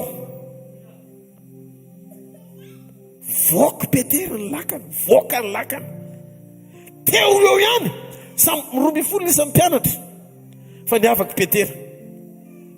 Tsy izy ny te hiavaka hoe mavita mandeha ny ambon-dranomasina, tsy démonstration le izy, fa fiombonana ao anaty fanatrehana na melanja ny fisian'i Jesosy dia tonga dia assisté automatiquement, tonga dia nitronona izy. Hitanareo, mamalo azy ny fanatrehan'Andriamanitra fanotronan'Andriamanitra ny fanampian'Andriamanitra anao rehefa omenao lanja ao anaty intimité ny fanatrehany. Dia jereo ozy izy Petera atsoy ao eny aminao dia Jesosy avy manatona, tsy niteny Jesosy hoe ianao rery fa na ny ray laka anazy mivoaka nety. Fa ny problème misy demande tsy zakany olona zay tsy nangataka azy, satria tsy takatry ny sain'le olona tsy nangataka ny lanja ny fisian'le ataka avy ao am-pon'le mpangataka. Azonareo ve izy tsy mifananten'Andriamanitra zao ihany Jesosy raha ihany na raha n'izy ny folo lahy fa eo an'eo tonga dia miavaka zay manana intimité sy tsy manana intimité. Ka inona mahasamy hafa ny lanja ny fananten'Andriamanitra ny fiainan'ny olona anankiray?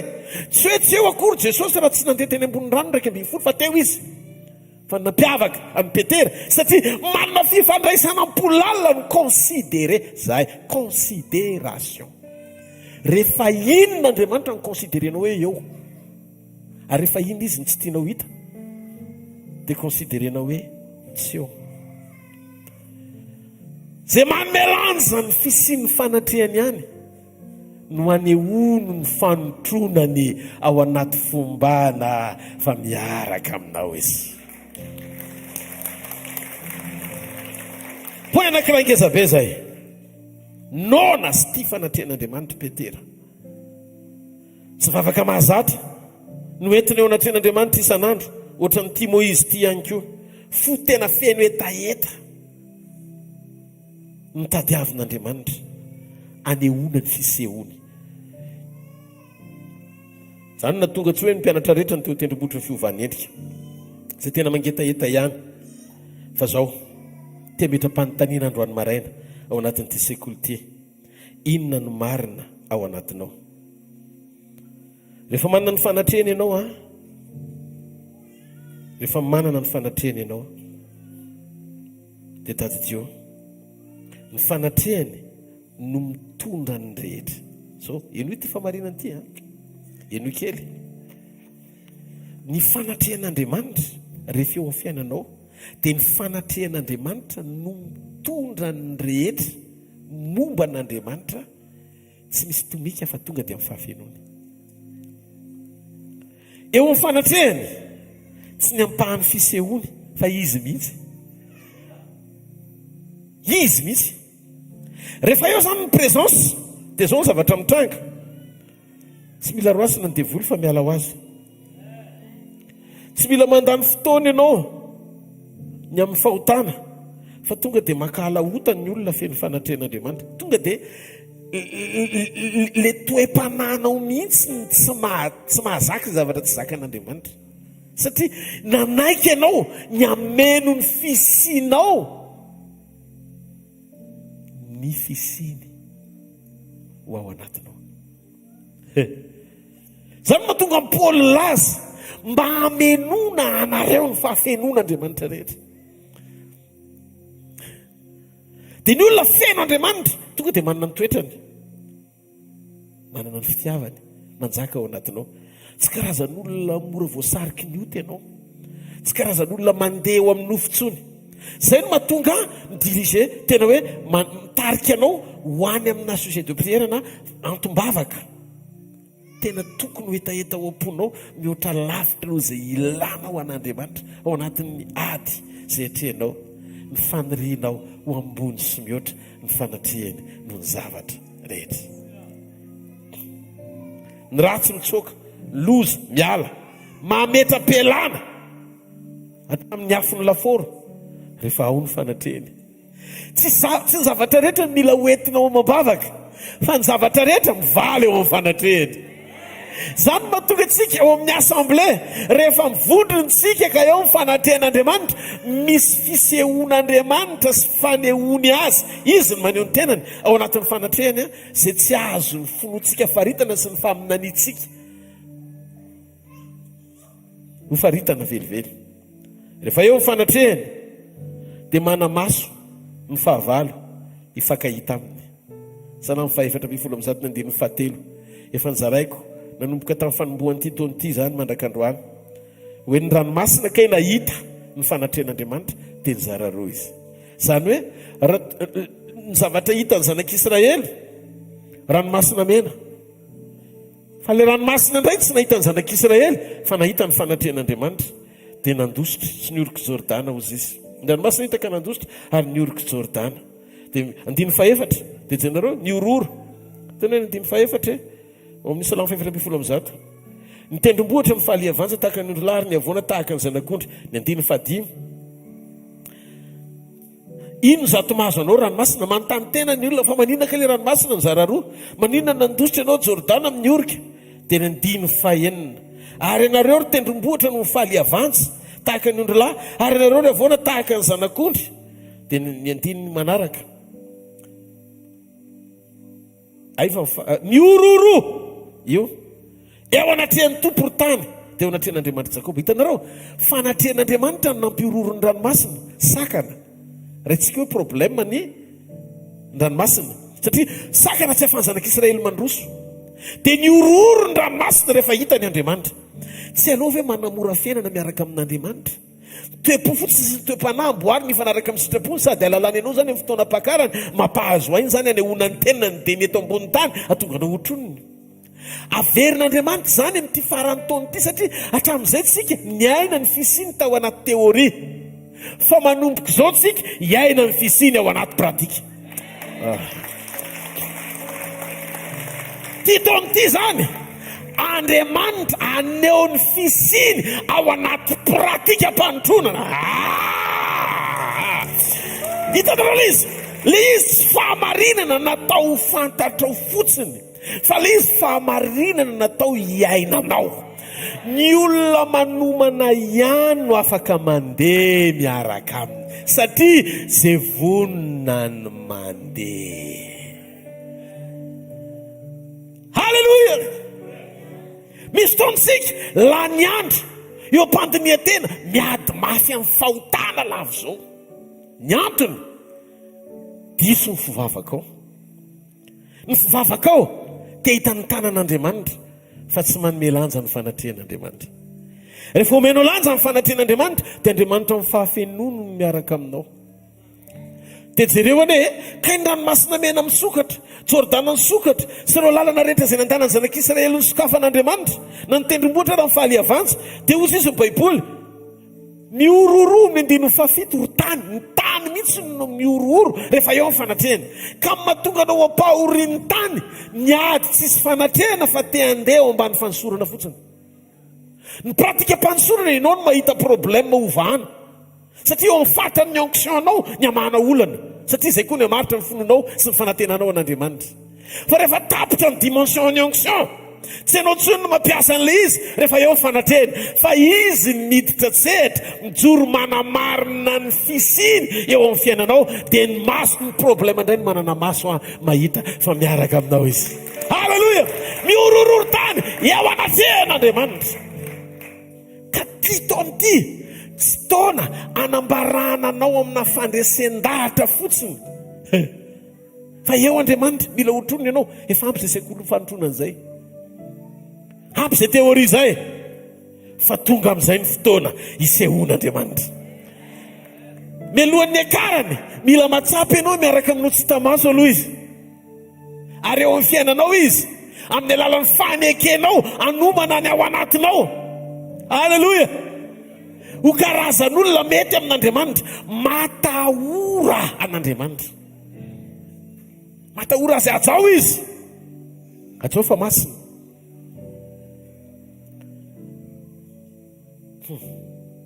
Ny etaetan'Andriamanitra dia mahatonga antsika miaritra miaraka aminy. Misy karazam-boninahitra tsy hitanao raha tsy ao anaty fiaretana. Io le voninahitra isehony amin'ny fanatrehany amin'ny alalanao. Romanina 9:7. Romanina 9:7. Inona ny voasoratra ao? Raha zanaka dia mpandovan'Andriamanitra. Eny sady mpandovan'Andriamanitra ny mpiray lova amin'ny Kristy koa. Dia io ny etapany fahabio. Raha miara-miaritra aminy isika mba hiara-manambonahitra aminy koa, misy zavatra ierahanao amin'Andriamanitra, tsy le voninahiny efa nomeny anao tamin'ny fanosorany. fa le voninahiny erany aminao amin'ny fanotronany.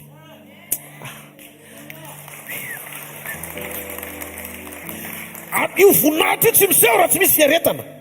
Miaritra fakapanahy, miaritra tsy manoto mitovy amin'ny olona rehetra, miaritra tsy miaina amin'ny fiainam-palotona fa mijoro amin'ny fiainam-pahamasinana, miaritra ny olona rehetra tsy matahotra n'Andriamanitra tsony efa fiainan'olona zany. Ny olona rehetra ny manao an'izany rehefa manontany olona ianao na mpivavaka aza ka tsy miorona tsara dia mamaly braingina anao izy izany natanytany fa raha tsy izany tety lanitra pastera. Tsy pony ny tany ianao fa pony lanitra. Ary Jesosy nilaza izy ireo ozy izy no eto amin'izao tontolo izao fa tsy naman'izao tontolo izao izy. Halan'izao tontolo izao izy, halany taka halan'izao tontolo izao. Rehefa manomboka sakaizan'Andriamanitra ianao dia manomboka tsy ho tianao izao tontolo izao, satria migene azy ny fahatongavanao. Vao mijoro fotsiny ianao tonga dia mipirina daholo mitoka. Tsisy any ambola tabatra. Présence zany. Somary tehaka ao an'Andriamanitra.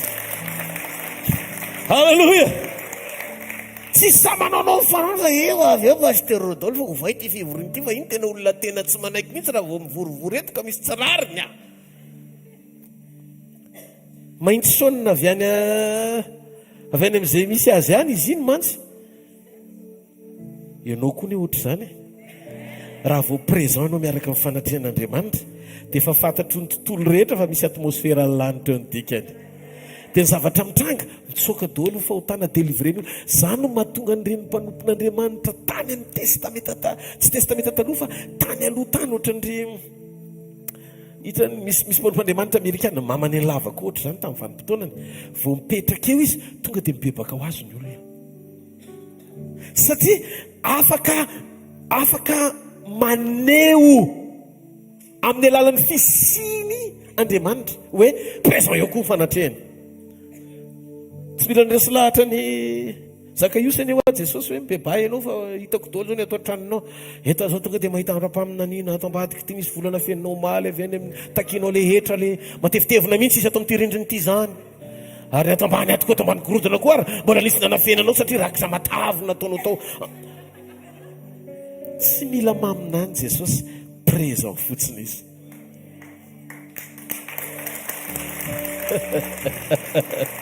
Hitanareo, ny délivrance hoentin'ny fanatrehany dia mihoatra lavitra noho ny délivrance hoentin'ny onction.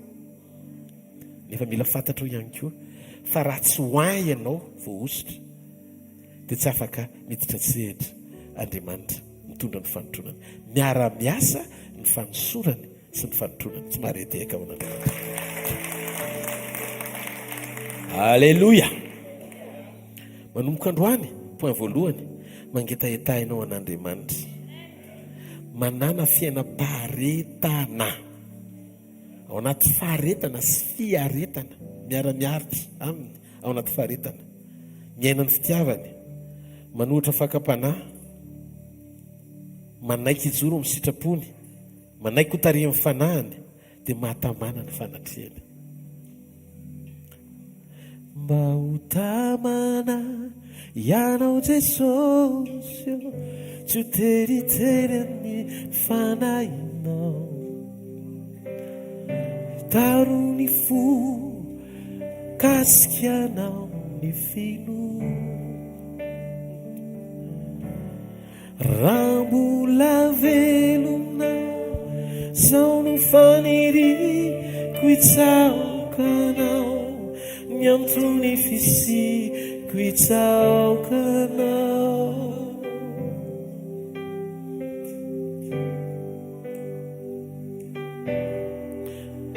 Hitsaokanao amin'ny androko rehetra. Hitsaokanao ho anao tsisy fety. Hitsaokanao. Atsangano hoe ny tanan'izay olona tena vonona ny ampanahiky ny momba azy manontolo eo atongotry ny tompo.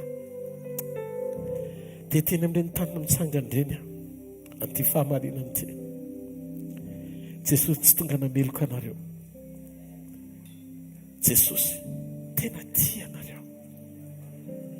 ary izy te ho tamana ao anatinareo. Manomboka androany avitsorony momba anareo manontolo dia avelao mba hanjaka amin'ny fisianareo eto an-tany izy. Zany na tonga amin'ny Paoly hozy izy tamin'ny Paoly.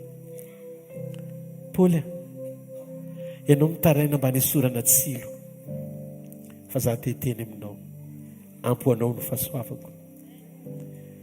Misy zavatra ampoantsika efa nomeny dia ny fahasoavany sy ny famonam-pony ahafahantsika misitraka sy ny fanatrehany ary indrindrindrindra izy miasa manao ny tenany amin'ny alalan'ny fisitsika. Alleluia. Mila maty amin'ny tena isika. Inona ary zany fiaretany zany pasteur? Avy aizany miaingy le falorantena mba ahafahantsika maneho an'izay ndriky ny fiaretana ahatonga ny voninahitran'Andriamanitra iarahantsika miseho eto ambony tany amin'i Jesosy zany. Zany hoe izy le maneho an'le voninahitra sady tompon'ny voninahitra fa tsika le miara-mano amboninahitra aminy. Amen. Ahoana ary inona ny tombontsoa hoentiny zany atao hoe maty amin'ny tena zany?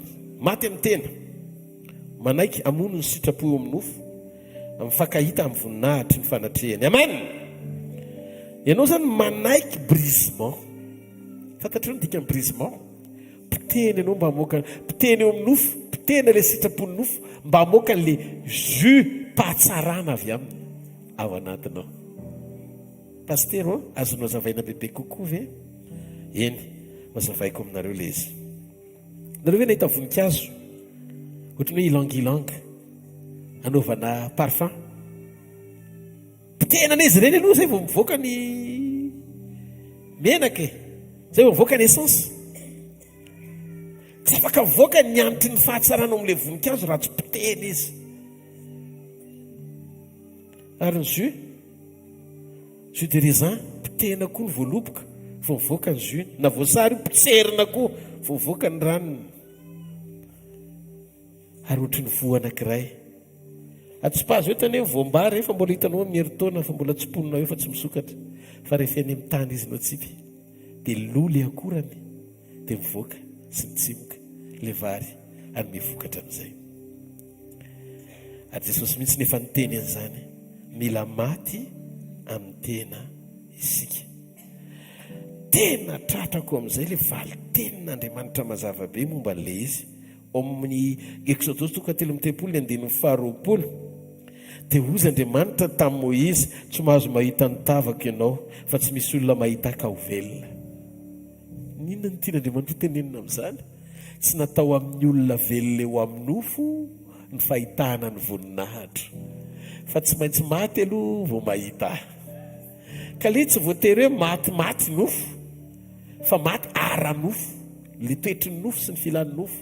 Sy izay mbola mety toy izany ny sakana mahatonga an'Andriamanitra tsy afaka tena misetrasetra maneho voninahitra, satria tsy afaka hiara-manam-boninahitra aminy sika raha tsy miaritra aminy. Le fiaretana fanombohana ny tena ho faty eo amin'ny nofo. Ny maty any hozy Jesosy no mahita ny voninahitra, fa raha velona ny olona dia maka ny voninahitra. Noho izany tsy mahasoa ny velona no mahita an'Andriamanitra. Tsy mahasoa ny velona no mahita an'Andriamanitra. Raha velona eo amin'ny nofo ianao dia tsy mahasoanao kory ny hita an'Andriamanitra, satria ny olona maty eo amin'ny nofo ihany no afaka hita an'Andriamanitra. Tsy hoe maty hoe alevona dia fantatrareo ny tiako tenenina amin'ilay fahafatesany eo amin'ny nofo, faty amin'ny toetra, faty amin'ny zavatra tsy araka ny sitrapon'Andriamanitra, amin'ny filana sy amin'ny zavatra tsy mendrika rehetra. Aoka ho faty amin'ny avinaviny ianao, ho faty amin'ilay projet ara-nofo be mitondra ambition, ho faty amin'ny rêve tsy izy rehetra. Aoka tsika tsy aina amin'ny fahavelomana eo amin'ny nofo, fa naiko ho velona ho azy tanteraka. Andriamanitra tsy mametraka ny voninahiny eo amin'ny olona mbola velona ara-nofo, feno avinavina, tia tena, olona tsy mety mibebaka, olona tia manohatra, rebelle, olona tsy mba mpakato fa déloyal, olona mitady voninahitra. Izany no mahatonga an'Andriamanitra manohatra anao amin'ny présanceny. Manohatra anao izy aloha eo amin'ny nofo, ahafahany momba anao amin'ny voninahiny. ka ny fanoeran'andriamanitra anao eo amin'ny nofo raha mbola hitany anao fa miaina eo amin'ny nofo nefa mangeta eta mba hisehony ara-panahy, briseny anao eo amin'ny nofo aloha, piteny eo amin'ny nofo mba hafahany maneho azy ara-panahy amin'ny fisianao hita maso ihany koa. Ahoana pastera, ahoana tsara. Ndao fa hiditra lalindalitsika re, ndao fa hiditra lalindalitsika. Misy zavatra indray lalana heverinao fa ratsy lalovanao, kanefa Andriamanitra mampiasa n'iny lalana iny ho lalana isitomany ianao. Ny ompon'Andriamanitra ianao mivelatra ho aminy, fianao fa tsy hoe ianao mahomby eo amin'ny programanao, tsisy azy. Andriamanitra misaina izay efa ahafahanao hiaina ny fahatsarany rehetra, fa tsy ianao hitaraina mba hisehony amin'ny alalanao, amin'ny ampahany, nefa tsy manam-pahatsapana fiadananao anatinao akory ianao. Mihaino ve nareo? Andriamanitra te hamboly ianao ao aminy aloha, izay no mahatonga anao briseny ao amin'ny Jesosy ianao no tiany ho ambolena. Raha misy olona ao amin'ny Kristy ao, dia izay fa olom-baovao izy. Ao ianao no amboariny, ao ianao no tefeny, ao ianao no omaniny, ary ny fivelaran'ny fisinao amin'ny fanekenao hiaina ny fanefeny sy ny sekoliny, manamorany eo amin'ny fisian'ny fiainanao ny fahafenony amin'ny fanotronany sy ny fanatrehany. Izany mahatonga antsika misaotra an'Andriamanitra ny embrisement. Na tsy takatry ny saintsika ara lalakitondrany dia misaotra an'Andriamanitra tsika, fa tsy hitasotry eny amin'ny tarehantsika mihitsy ohatry mafy be izy zany dia tady hemotra ianao na mitady anao zava-poana na io manko ny problèman'ny olona kristianina ranofo tia maritra ny fisian'Andriamanitra foana amin'ny fiainany andavanandro, nefa iny efa nolazain'Andriamanitra hoe manaraka ho azy. Allô? Fa mila tsika tena mameno fepetra maha-kristianina tsika, tena amin'ny sitrapon'Andriamanitra manaiky tsiry sy velatra amokatra ao amin'ny Kristy. Meko ohatrinareo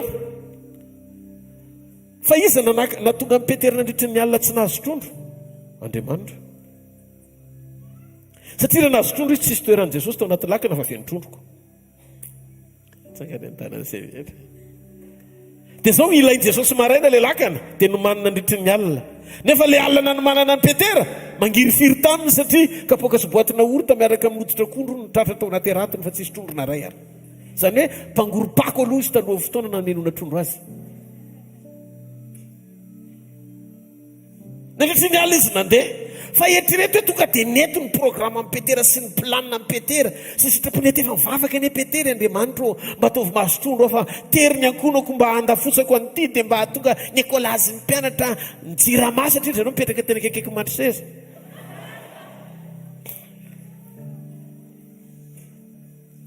Andoavana an'izao, anaovana an'ity, anaovana an'ity, fosy Andriamanitra zao raha tsy manaiko briseko ianao aloha dia tsy afaka ho tonga any amin'ny planinako. Dia mba fantatrareo, kay fitiavana ny Petera na tonga ny lakany foana aloha mandra-pahatonga an'i Jesosy teo amin'ny fiainany. Satria vao niditra teo amin'ny fiainan'ny Petera amin'izay Jesosy nody fahavokarana aloha ilay fahamainana, fa ny zavatra tena vision an'i Jesosy ny amin'ny Petera ny atonga azy ho tanteraka teo amin'ny anjara voatendriny, tsy mpanarato trondro intsony fa mpanarato olona. Taiza izy raha tsy niona tamin'i Jesosy. Mahafantatrareo amin'izay ilay izy. Indraindray ny brisement lalana ahafahanao miombona amin'Andriamanitra ifakahitanao amin'ny anjara voatendry. Jona, programan'i Jona ho an'ny Tarsisy, programan'i Jehova ho an'ny Ninive. Sangana ny tafiotra ka, saky dobo ny milasa taraiky ao anaty brisement rehefa tsy ekenao ny zotra amin'ny planin'Andriamanitra. Raha tokony lala manivaka indray mpandeha dia lasa nandeha somarin, nandeha ary nohaniny trondro ohatra zao tsy efa tonga any amin'ny anjara voatendriny. Fisinena lalan'Andriamanitra ihany fa be loha.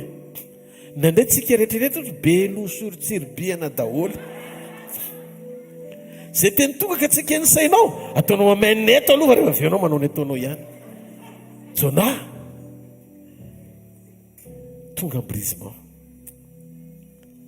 lasa nanohatra azy Andriamanitra ary tadidio fa rehefa Andriamanitra manoatra le tafiotra avy amin'ny Jehova fa tsy avy amin'ny devoly voasotro anaty baiboly zany avy amin'ny Jehova le trondro koa avy amin'ny Jehova koa ny telona anazy ka misy zavatra avy amin'ny Jehova la ny andro eo ianao maraina mandra-pariva ny andro androka devoly fa tsy avy amin'ny devoly tsony le izy fa avy amin'ny Jehova mihitsy noho izany mandana miavana amin'ny Jehova.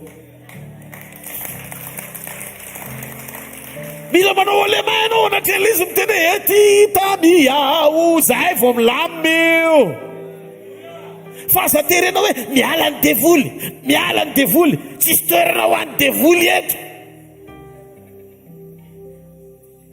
fa tsisy Andriamanitra non tsy devoly io ka fa tsika sy ianao ihany ny teteny hoe hatramin'ny farany ny tsika sy ianao hatramin'ny farany dia loatra miteny hoe nafoky izahay maminy foko ety dia nomeko anao nandao ahy azy izao tontolo izao za tsy alaminao mba tena iaino moa zany nafaly malaelo teo foany wow manary aho nany filao eo foany izy ity aho mivoaty fanao anao atrao fany satria nahoane anao hoe zay ary tena mamiko hoe tena tiako indrindra malaolao ny foko ianao Jesosy io tena marina ve tsy ataka karaha miteny izy hoe isolo ihany amin'izay ry hovadin'olona io dia miteny aminao izy hoe mety misy mpamatsy mahagaga tsy avy amiko ianao fa miala aminy io tramy farany nitsika sy anao hatramy farany ny olona tena hatramy farany miaraka amin'Andriamanitra mandresy fakapanahy mandresy faharatsiana mijoro an'Andriamanitra natambazana anota aza mijoro foana na iantramanaina aza Jesosy hatramin'ny farany tsy mara orakoraka ao an'Andriamanitra fantatry anao ve fa me manomboka tsy dia hita tsony zany teny mpamarinana zany amin'izao ny farany zao nefa zany le fomba fiainam-panomanana anomanana ny fiainam-panahinao eo na mipapakatra raha manaiky ianao no faty amin'ny tena hiala amin'ny fiainam-paharatsiana dia manaiky Andriamanitra ny aneo sy ampitoetra ny voninahiny satria izay ianao le atao hoe miara-miaritra aminy dia izay koa ianao le hiara-manam-boninahitra aminy satria azo ny antoka fa ianao tsy hangalatra ny voninahino anao ny olombelona ihany no mangalatra ny voninahiny fa ny olona maty amin'ny tena tsy hangalatra ny voninahiny zany meny zany rehefa tsy hankafizinao fa raha vao manomboka miseho ny fiainanao le izy dia nanehoana fa olombelona ianao dia manomboka misy zavatra amin'ny tenina atinao olona miavaka raha vao manomboka mamenoty ny tenanao ianao fa miavaka mehatra noho ny olona rehetra dia efa disqualifie ianao satria manomboka makafy ny fampiasany hangalatra tsikelikely ny voninahiny le olona efatra miroapolo masina sady loolona manoloana ny seza fiandrianany dia hozy izy ny baiboly manipy ny satro-boninahiny eo tongotry Jesosy eo tongotry ny ray atsipy le izy dia misy mitsiry eo andohany apety misy mametraka andreo eo andohany isaky manipy ianao dia misy vaovao mitsiry foana eo andohanao noho izany aza matahotra ny tsy hita zava-baovao aza fikira zay efa nomeny eny tapindohanao fa mitombo atsipahazo atongy ny aingana dia maneke fa tsisy nininina avy amiko tsisy avy amiko tompo fa avy aminao ny fahasoavana no natozao ahy tsisy avy ameko tompo fa fahasoavana. Ao amin'ny sekoly ny fitondrana dia mila maty amin'ny tena izay tia hita ny voninahiny sy sitraka ny fanotronany. Nisy fotoana nisy mpanompon'Andriamanitra anankiray tany Etazonia, tonga tao amina toerana sôtela anankiray feno fanatrehan'Andriamanitra io mpanompon'Andriamanitra io. Vao niditra tao izy tamin'ny androny iza moa ny anaran'izy eny, tena olon'ireo vay zany io mpanompon'Andriamanitra io, tena olon'ireo vay manana fifandraisana lalina amin'i Jesosy izy. Dia tamin'izany izy tonga tao amina hôtely anankiray, dia zao ny zavatra nitranga présent amin'ny hôtely io, fa tonga dia sitrana ho azy ny marary tao, tsy nivavahana, tonga dia mibebaka ny olona, tonga dia tsy toroteny sisy ninninona, fa ny présenceny fotsiny nampiasain'Andriamanitra nanova zavatra be dia be. Raha voenao mifonce manaiky ho fantsina ho disponible à tout moment ho an'ny fanatrehan'Andriamanitra ny fisianao, miaina amin'ny fiainam-pahamasinana, tia fahamarinana, miaina amin'ny ovitra sy tahotra an'Andriamanitra, matoky feno fitiavana an'Andriamanitra, tia vavaka. Tena mitsotra aminao aho, tsy ny zavatra rehetra ny natao hitototonao, ary tsy ny zavatra rehetra ny natao andanianao ron-doha. Tsy mila manomana toroteny akory ianao, fenao mihitsy ilay toroteny velona mitondra ny fiainan'Andriamanitra ary ampiasan'Andriamanitra, fa tsy mbola niteny io mpanompon'Andriamanitra io na indray mandeha azy zay ilay fahafenoana maty eo amin'ny nofo, tsy nanondro ny tenan'izy hoe izy no Kristy,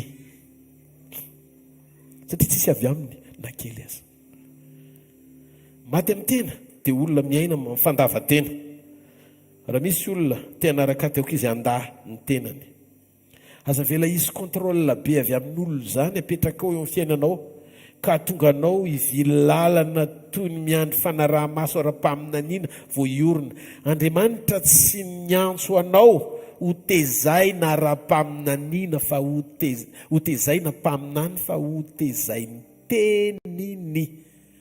Satria amin'izao fotoana izao raha misy mpaminany eo aminareo, satria ilaina ny mpaminany mahatonga Andriamanitra nametraka ny ministera dimy, tsy nitahiry anao tsony, tsy ohatra ny tao amin'ny testamenta taloha, satria Kristy ao anatinao fanantenana voninahitra, dia hafa mafy be ao an'Andriamanitra.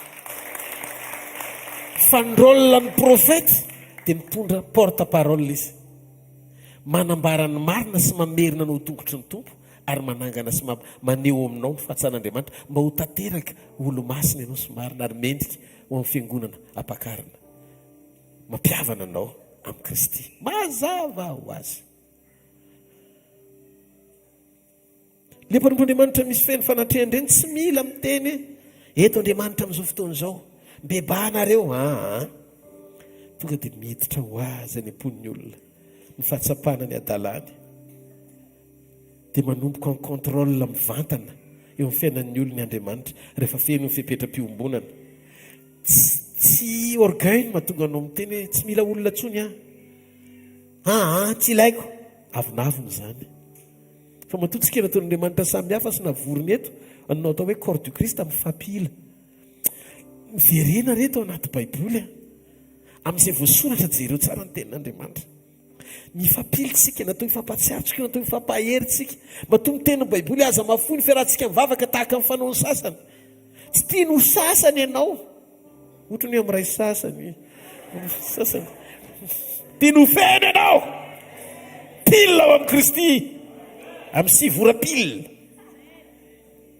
amin'ny 9 ora-pile, fa tsy misy an'ilay sasasasany sy fefany hitanao Andriamanitra. Zany mahatonga Baiboly miteny hoe ho fenona ny isan'ny andronao ny an'Andriamanitra folona foana, tsy mahareteka ao an'Andriamanitra. Halleloja. Midika fa rehefa feno ny fanatrehany dia eo ny voninahiny. Inona amin'izay ny zavatra mitranga? Mitsoaka ho azy ny aretina, sapatitaka ny olana, mametra-pialana amin'ny fahantrana, miala ny loza, tsisy ezaka be tsisy loalika miforotra be fa raha vao mety ny toe-panahinao dia Andriamanitra mivoninahany ny miasa amin'ny alalanao ny dikan'izay tsy miadinadinao tsony ianao fa izy ny mijoro miadinadinao hatramin'ny farany. Androany mino aho fa eto ny voninahitra Andriamanitra ary manomboka eo aminao. Aleloia. Satria izao tsy hoe tongeto ianao mitondra vesatra ho eo amin'Andriamanitra fa tongeto ianao ho vesara an'Andriamanitra ny fanatrehany. Aleluia. Lasa tsy karazan'olona mitady fanafana vesaran'ny délivrance reny. Tsy zavatra ivelany tsony no manery ianao hitady an'Andriamanitra na le hoe zavatra ilainao avy amin'Andriamanitra mampiforotra ny lohalika ao, fa ianao tonga eo ampototry ny tongotry ny tompo fenoiny izay vesatra ao am-pony. Inona ny vesatra ao am-pony? Ny aigaigné anao ny azo anao. Ny azo anao ny ao am-pony. Ary amin'izay fotoan'izay izy mampiasa ny présencenao hitondra ny fanotronany. Miasa ho azy ny fanatrehany rehefa mety amin'Andriamanitra ny toe-ponao. Ianao mijoro tsotra fa Andriamanitra miseho sy mamerina ny hafa amin'ny mahasakaizany ianao. Rehefa kaiky ny fony ianao, rehefa tsara intimité aminy, mety ny toe-ponao. Ianao tsy mivavaka miantso fanatrehany satria ianao velona eo amin'ny fanatrehany. Tsy misy tsony eo amin'ny fiainanao no hoe hiditra sy hivoaka amin'ny fanatrehan'Andriamanitra. Tsy hoe entsika vao ifampitady amin'ny fanatrehany. Fa miditra sy mivoaka ianao miaraka amin'ny fanatrehany. Satria ny fanatrehany tsy hoe miditra ao ianao na mivoaka eo ianao fa amin'ny fanatrehany eo amin'ny fiainanao mandrakariva. Na dia efa vita aza ny amen, voazara ny fahasoavana, mbola mitohy ny fanatrehany. Ka ny fiafarany fotoam-bavaka tsy midika eo ny farana koa ny fanatrehany. Eo izy na vita aza ny fotoam-bavaka.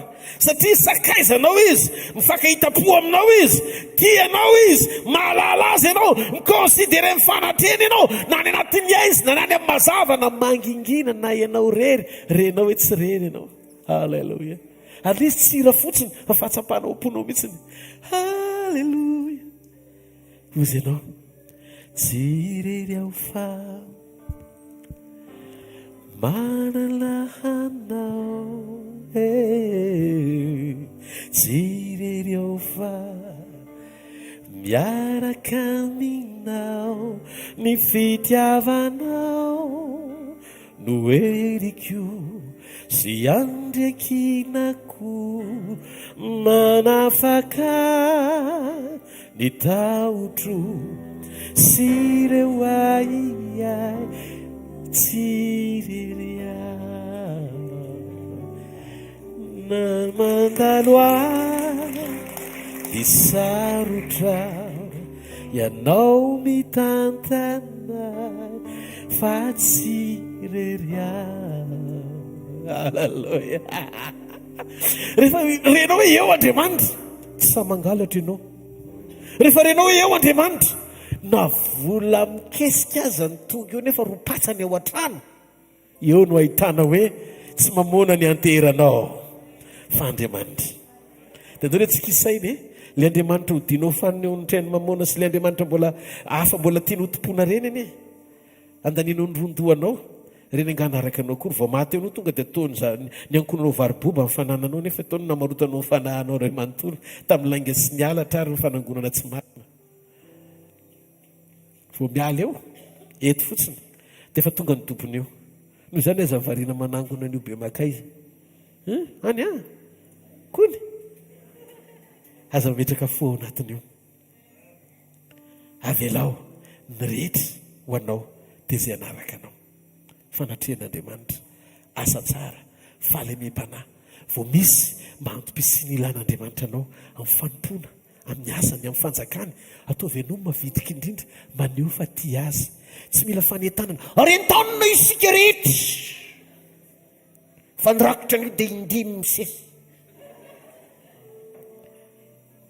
Non, tsy ilaina. Fa raha misy olona ray tean'Andriamanitra eto, irisika mihitsy way misy projet tsara koa rehefa ela nyrasako zany opportunité zany. Amen. Satria ao am-ponao ny fanjakan'Andriamanitra. fa tsy hoetsaky miresaka ohatra ka misy zavatra atao ohatr'izao ka arabola sy ny zavatra ohatra ty zavatra kely tsisy dikany akory zay ndre raha vola satria nahoana marary rehefa vola ndesahana ndre rovina ary ianao vo afaka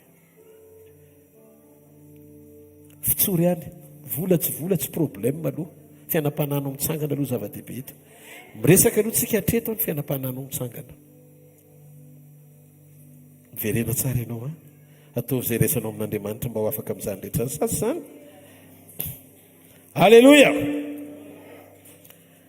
tsisy tsony zany hoe mivoaka miditra amin'ny fanatrehan'izany ka ny fifarany fotoam-bavaka tsy midika mihitsy ny hoe faranatreo ny fanatrehan'Andriamanitra manomboka izao tsika dia tsy halalan'Andriamanitra amina resaka teoria na fampianarana tsotra fotsiny fa manomboka halalan'Andriamanitra manokana personnellement alleloia manomboka androany mifarana treto zany hoe lehilahy lehibe an'Andriamanitra vehivavy lehibe an'Andriamanitra zany fa vehivavy sy lehilahy tena tsara intimité amin'Andriamanitra ny misy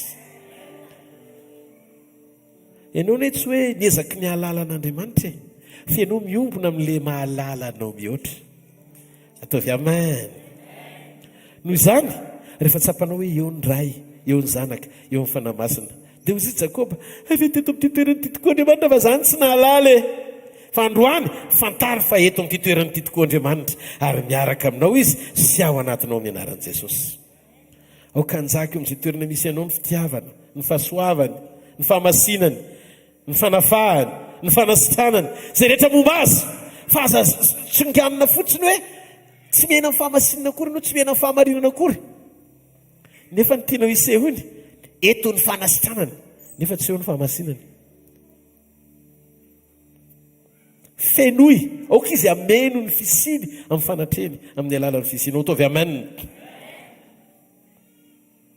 Mosesy anie maty tokoa vao nahita ny tavan'Andriamanitra ary taiza izy nahita ny tavan'Andriamanitra teo amin'i Jesosy teo amin'ny tendrombohitra ny fiovan'endrika ny tavan'Andriamanitra hitany Jesosy zany hoe tsy maintsy maty koa aloha Jesosy vao naseho tamin'ny endrik'Andriamanitra teo amin'ny nofo hitan'ny Mosesy taratra amin'izay ny fahazavan'ny endriny talohany nahafatesany amen fa iny zany tsy maintsy maty izy rehefa avy eo mba afaka novelona ao anatinao satria nahoana raha Mosesy tsy maintsy maty aloha vao mahita azy ianao manana ny fahafatesan'i Jesosy zany hoe manana parabrise ianao alleloia dia iny ny sakana mahatonga an'ireo filetsy hafaty ianao fa tonga anao hisitraka avy amin'i Jesosy ny tsara n'Andriamanitra rehetra natao ahita ny voninahiny ianao natao hiaina ny voninahiny ianao natao hisitraka ny fahatsarany ianao satria zanak'Andriamanitra ianao amen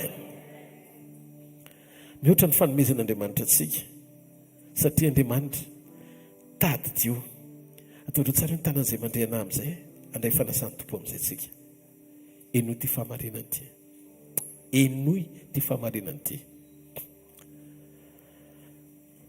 Andriamanitra tsy tonga maiky ny anome don spirituel na fanomezam-pahasoavana ara-panahy ao anatinao tsy maiky amin'izany Andriamanitra tsy maiky anomenao fanasitrana izy tsy maiky anomenao teny tsy fantatra izy tsy maiky anomenao ny zavatra rehetra izy eny tsy maiky anomenao zay ilainao zany Andriamanitra raha maiky izy nalahelo amin'ny Petera tonga dia nameny aloha dia tonga dia nitelefony amin'ny aloha Petera tonga dia lefako ny trondro androany alina fa sy plasy kely itoerako raha pitsy maraina letsy fa tsy izay le izy Petera mihitsy ny siblany fa tsy le trondro tadiaviny Petera ny tanjony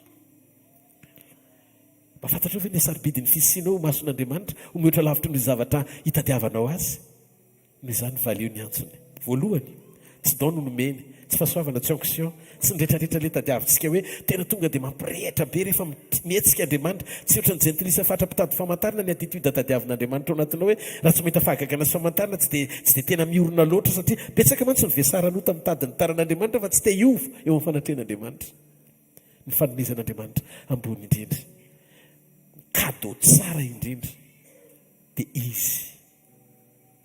izy ny kado tsara indrindra Jesosy maty ho anao nomeny anao Jesosy Andriamanitra sady olona nomeny anao ny teny Andriamanitra sady olona meny anoho ny fanahany sy ny heriny fanahy masiny Andriamanitra.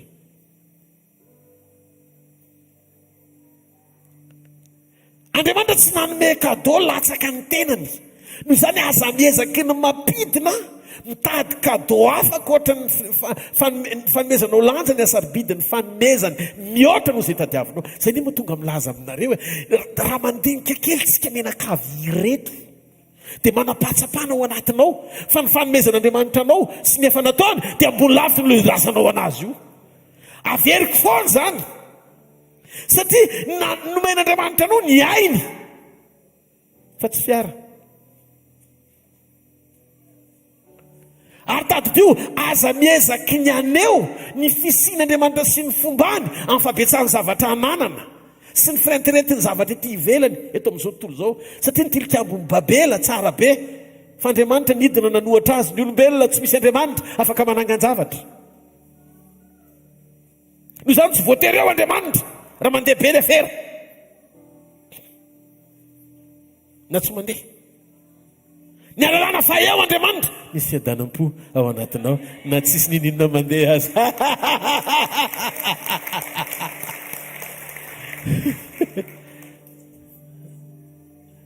Tadio fa ny ratsy fanahy natonga ny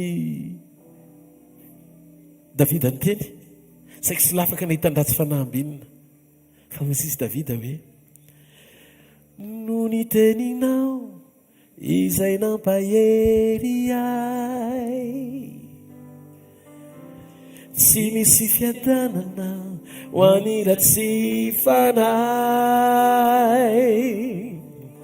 fa efa voafetra ny androny rehetra zava-poana fa tsy toetra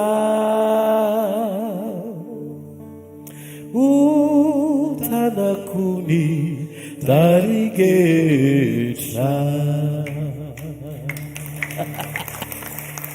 Halleluja! Ny tarigetra tsika miaraka amiko Jesosy eo amin'ny fiainako izy misy fiadanam-po. Tsy matahotra ny faty zany fa mety ny fiainako rehefa eo izy. Za natao hisitraka ny voninahitra satria ny voninahitra tsara indrindra nomeko lanja dia ny fanomezan'ny tenany ho faty teo amin'ny toerako. Tsy kadô kely no nomeny anao. Zay mahatonga ny Paoly ny teny oreto izy Paoly Andriamanitra ny tsy niaro ny zanany lahy tokany fa nomeny hamonjy antsika izy. Tsy homeny miaraka amin'ny Jesosy koa ny zavatra rehetra. Dia aza terena ny zavatra rehetra tsy misy Jesosy. Jesosy tsy konsiderenao akory ny famonjena. Ianao miaina amin'izay tianao atao nefa ny terenao amampinoana Andriamanitra anao zavatra eo amin'ny fiainanao dia andao antsika mieritreritra miainana tolony tsy ahoanao satria anao mbola miaina amin'izay tianao. Tsy mahatsapa akory tsy tompon'ny tenanao fa amin'ny fotoana izay tianao anaovana ny ataonao dia midika fa ianao indray ny tompon'ny tenanao fa kay ianao ne sarotra be le fananana manatsafidy io miverenagna tenenao Andriamanitra ianao ny ilaiko ianao ny iriko ianao ny retramiko no ianao sy miaraka aminao matoy izao ny fiainako satria ianao sy ny fanatrehanao ny tiako hanapaka sy hitondra mandrakizay mitsangana eo amin'ny toerana misy ianao. Makasitraka Jesosy androany maraina ny amin'ny fanomezany tsosy fahatsarana rehetra nomenao anay. Tia anaitra ny omponay ianao hitodika tanteraka amin'ny teny mpahamariny ny joronay ny sitraponao feno. Ndretra mekoaka eo tongotra ao androany iombona sy iray latabatra aminao. Misy anankiray izay eto tsy hita maso fa misaina ny lalanao hatramin'izay hatramin'izao. Mahafantatrao ve? Hitany eny ambony eny lavitra eny daholo io fa voazana misy ianao io. Io ady hatrehanao io. Le mampangovotra, mampangororo anao, mampatahotra anao. Hoe aiza ny alehako Andriamanitra? Inona anao taoko Jesosy? Fatan'izany. Zavatra anankiray ny tiany ahatsiarovana azy. Tsy tsarova izy. Rehefa misy zavatra mafy mitranga na ady sarotra hatrehana. Fa zao lazainy tsarova izy ao anaty communion. Rehefa miombona aminy ianao ka mahatsiaro azy dia izy efa misaina zay amohananao eo anatrehan'izay vesatra rehetra lalovanao. Eto androany marina lehibe fitiavana, mahalalanao mihoatra noho ny fahalalanao ny tenanao. Raha Jesosy tompo sy mpamonjy ny fiainanao manokana, miavana aminy atao izay nanao fahatsapana ao anatin'ny fo, fa ny rehetra tena ilainao androany dia ny fiombonanao aminy. Tadidio fa ihana tsy nahalala fa Andriamanitra ny nahamomba azy,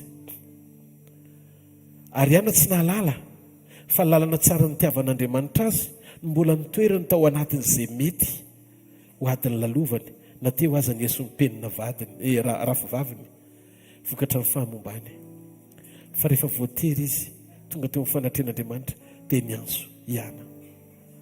Jehova, raha omeno zanaka ady atolotra anao izy. Kainy nandrasan'Andriamanitra tamin'ny ihana nanokatra ny fony hamaly ny etaetan'Andriamanitra. Ny olona rehefa manana ny fanatrehan'Andriamanitra sy ny fanotronany dia mahalala ny etaetany ao anaty ady. Tonga dia mivaliany ihana teo ambavany ilay tao am-pon'Andriamanitra hoe manana Samuel tiako alefa eny ambonin'ny tany ho an'i Israely ary mpaminany ngeza be, fa tsy apetrako ao akibon'ny olona izay tsy mpivavaka amiko, ary hitako penina ny nahazo talohan'ny ihana, satria tsy taranaka ny mamaky an'Andriamanitra fa azo nomenana penina mpanohitra sy tsy mpivavaka azy manataranaka. Samuel voalohany toko voalohany vakeo. Mpaneso tsy tian'Andriamanitra nahazo taranaka, fa ihana mpivavaka isan'andro mpakeny amin'ny tempoly tsy nisy taranaka. Efa 10 mirahalabe zao no azo ny penina, mbola départ zéro ihana. Fa kay fitiavana na tonga an'Andriamanitra amin'io le Yesu etsy an-daniny, Jehovah koa no namomba azy. Fa inona ny tanjon'Andriamanitra? Lasa ohatry ny miara-niasa tamin'ny fahavalo ve izy atery ny mpanompony? Tsia, fitiavana le izy. Mandra-pahatonga ny ihana nanokatra ny vavany tao anatina pression. Fa raha omeno taranaka dia omeko anao. Dia hoy Andriamanitra, efa ela ny andrasako an'izay vavaka izay. Zay mahatonga Jesosy miteny, hatramin'izay nareo mangataka zavatra be dia be, fa mbola tsy nangataka ny ininona tampoka, dia nareo ve mieritreritra fa mpianatra tsy nangataka ny ininona tokoa. Fa izy mangata dia omeko nareo. Misy ataka andrasan'Andriamanitra voaka ny vavan'ny olona, mihoatra noho ny ataka ataon'ny olona eo anatrehan'Andriamanitra isan'andro. Voasokatra ny vavany ihana, raha omeno taranaka dia omeko anao izy. Taitra Andriamanitra, zay ny nandrasako, fefa ela nanana programa fony mbola tsy ary zao tontolo zao tahaka ny tamin'ny andron'i Jeremia nanomana Samuel ho an'i Israely, fa vo disponible atao am-pony ihana ny vavaka mba nomezan'Andriamanitra taranaka azy. Miandro tsinona lalan'ny Elikana vadiny izy, tonga dia tafapetraka Samuel. Dika fandraindray raha mbola eo amin'ny voan'ny nofo foana le mahatery, fa tsy zava-panahy amaly ny eo am-pon'Andriamanitra. Dia mbola sarotra n'opération, tsy gâteau fa cadeau. Androany maraina sokafon'i Jesosy ny fonareo, tianareo ny fitiavana mandrakizay izy. Zany na ny raha nanay teny, tsy ampatsiaronareo fa te hiavana aminao izy. Ary androany aza atao fahazarana ny mihaino an'izany teny zany. Metezo départ vaovao, fa nananana tombony 10 taloha ampenina azy ihana, tsy taraiky ny ihana, fa nomen'Andriamanitra ihany rehefa namaly ny etaetam-pon'Andriamanitra izy. Ay Andriamanitra ny andro fahavonona tao aminy fotsiny, ahatonga azy ho reny hitondra fahasoavana sy fitahiana ho amin'ny fireneny Israely.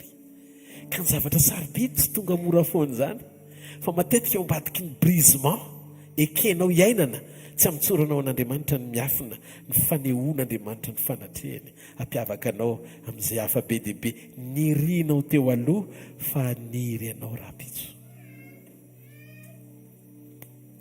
Jesosy sakafo masondray tolondreto androany, anapatsapana ny fahamarinana zany teny izay ambaranao atao am-bavako. Sakafo ny fony, andrehanao fa tsy hijery olona, hiaino anao fa tsy ahitan'izaniza. Ny fananao ny angatahako mba hiditra ao am-ponay, mba tsy hiaina ny fahazara-pahotany izay fa hijoro ao amin'ny sitraponao, hifankahita amin'ny fahafenonao amin'izay rehetra tanterahanay mba ho voninahitra ao. Jesosy tombo tamin'ny alina izay namadiana azy dia nandray ny mofo izy. Rehefa nisaotra izy dia nivakiny, dia tia ny tenako izay vakina ho anareo, so natao ho fahatserovana misora azy.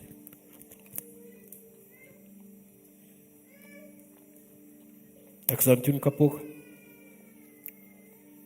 maneho ny fanekena vaovao sady mandrakizay. zay nalatsaka ny tompo atsika ho famelana ny fahotatsika kanao viranao vintsika mihinana mofo sy misotro amikapoaka dia mahatsiaro ny nahafatesan'i Jesosy mandra-piaviny misaotra azy.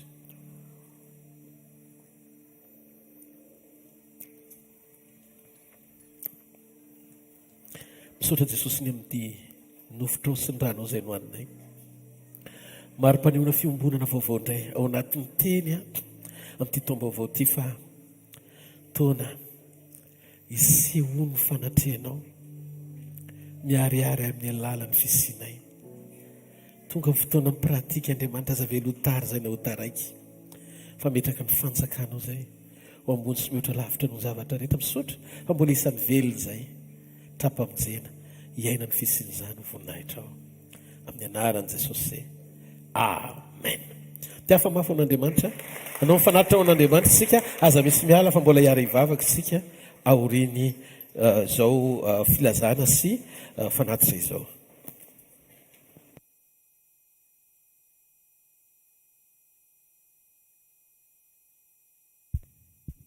Alleluia. Misaotra an'Andriamanitra tsika ndresaka tamintsika tao anatin'izay teny izay afaka tatazana ny fanatitra sy izay nomaninao rehetra ho an'ny asan'Andriamanitra. Toy izao manaraka izao ny programantsika eto amin'ny asa fanompoana androany moa izany araka ny filazana efa notenenina sy ny ezahina nampitaina tamintsika dia androany hariva manomboka amin'ny ray ny fotoanantsika amin'ny krismasy magaga ery amin'ny espace Rilantsio bypass ao ambadiky ny Andi bypass izy io ery amin'ny bypass any ery dia entsika no miaraka manao fety. Efa tapitra ny billet, efa tsy misy afaka manao réservation intsony koa fa ho an'izay efa nanao réservation dia manantona ny pasteur Arsour rehefa tongeny eo amin'ny espace Rilantsio dia afaka miregle izay tokony ho reglena rehetrarehetra. Averina ihany moa fa ny tombony azo amin'io dia atokantsika hanamboarana ny centre.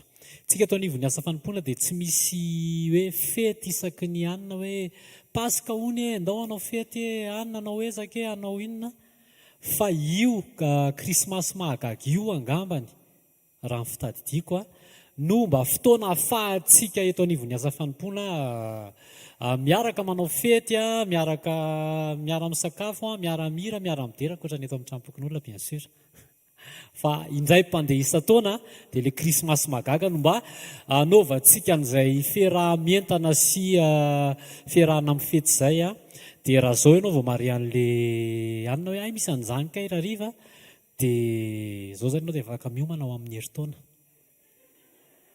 mba tsy ho tampoka aminao le izy. Amen. Zay vaovao mikasika ny krismasy mahagaga rariva zany amin'ny ray sasany dia ery amin'ny espace Rilantsio bypass ao ambadiky ny Andi bypass.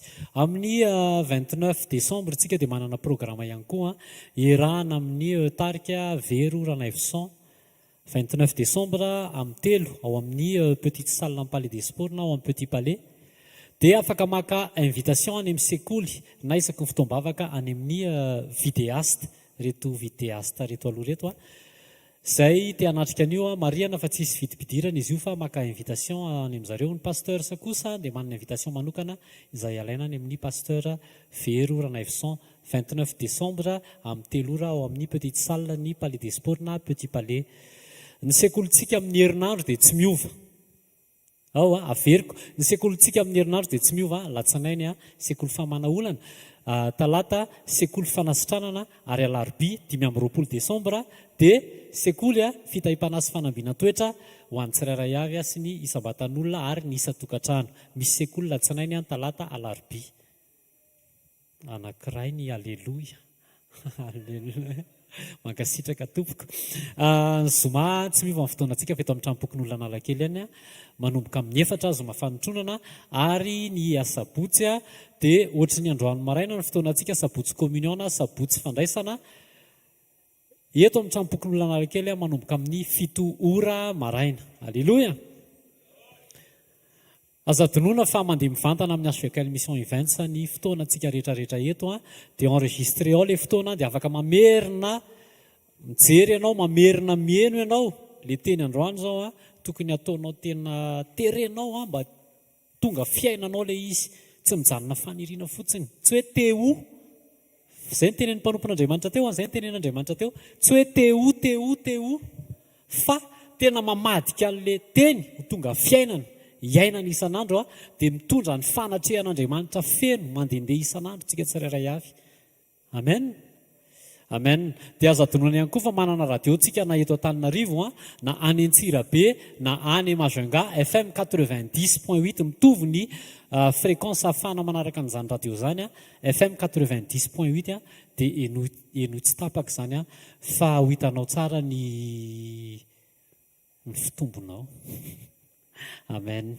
Efa tonga eto anoloana ny boxa dia raha sitraka ao dia manasanao hitsangana ao anatin'izany dia afaka miakatra ny lihoan'ny jota zafady dia injiro eto amin'reto box reto ny tananao andao tsy kivavaka ray amin'ny anaran'i Jesosy mankasitraka manome voninahitra anao zay midera anao zay misotra Jesosy fa avy aminao reto no omenay ho anao raiso hoanitra kasitrahana eo anatrehanao ho tonga fanan'olona marobe Jesosy voatahiry hatramin'ny farany hitondra ny fanatrehanao naiza amin'ny fotoana rehetra ary mba ho fantatrao amin'ny fotoana farany any anonitra mipetra mankasitraka ray amin'ny anaran'i Jesosy amen amin'ny anaran'i Jesosy amen andao tsika hitehaka mafy ho an'i Jesosy.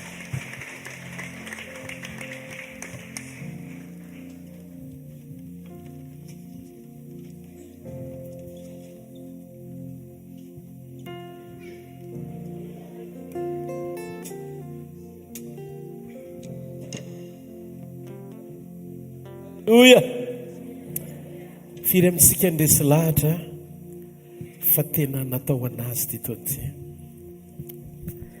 miarabanao amin'ity takarivo ty amin'ity marainy ty fa Andriamanitra dia nisan'ny fidy anao manokana ho isan'ny olona ananany fahatokiana fanelanjany fanatrehany mba hahafahan'Andriamanitra miseho sy maneho ny fanatrehany amin'ny fisinao eto ambonin'ny tany andao ity tanana mafy be ho an'Andriamanitra.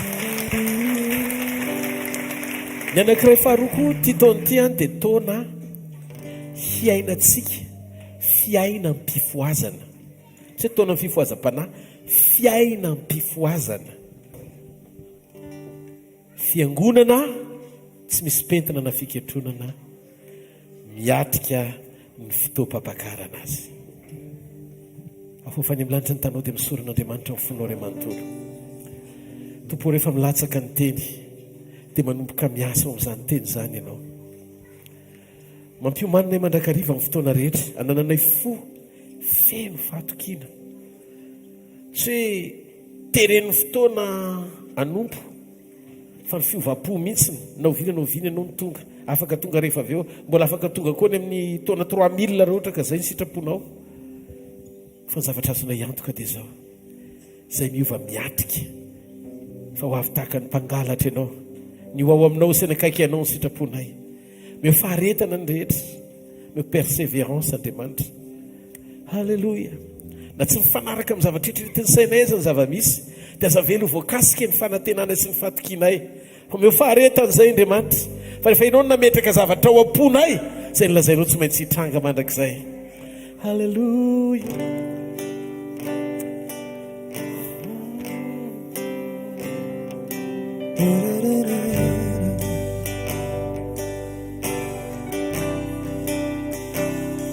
Si Dieu a mis un rêve dans ton cœur, écris-le, garde-le comme un trésor.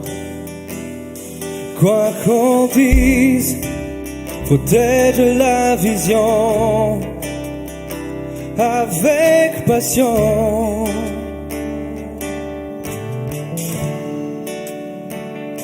Quand tu sais, c'est de tout ton être que ce rêve ne vient pas de toi. Même si tu ne vois que le contraire. Persévère, oh oui, persévère,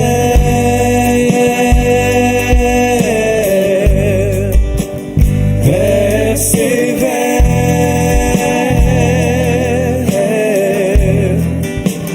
persévère,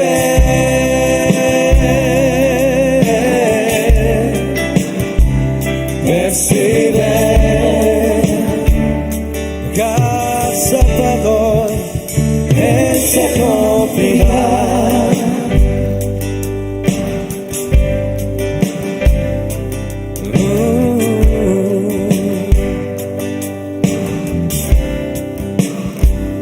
Si dans ton cœur il y a cette promesse, quand vient le doute, lève-toi et confesse que Dieu est vrai et que sa parole demeure éternelle. Oh oui, car ce qu'il promet, mon frère, ma sœur, n'est jamais vain. Toujours fidèle et sans chemin certain, même si les choses semblent n'aboutir à rien. Persévère, oh oui, quand il dit les choses arrivent, quand il ordonne, elle existe. Son regard est sur ce qui lui appartient.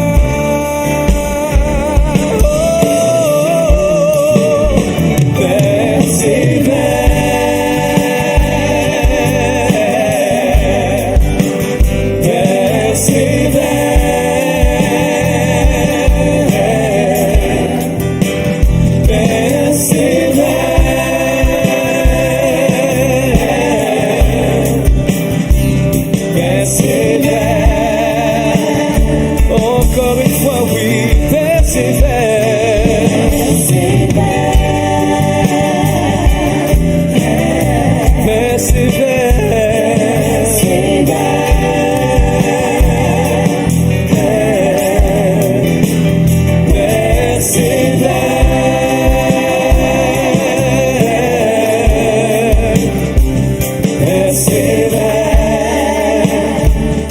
Car sa parole, elle s'accomplira.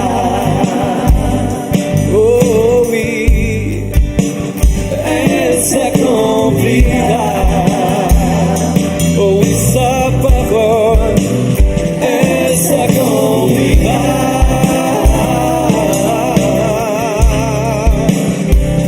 Oh oui, car sa parole, elle s'accomplira. Alléluia.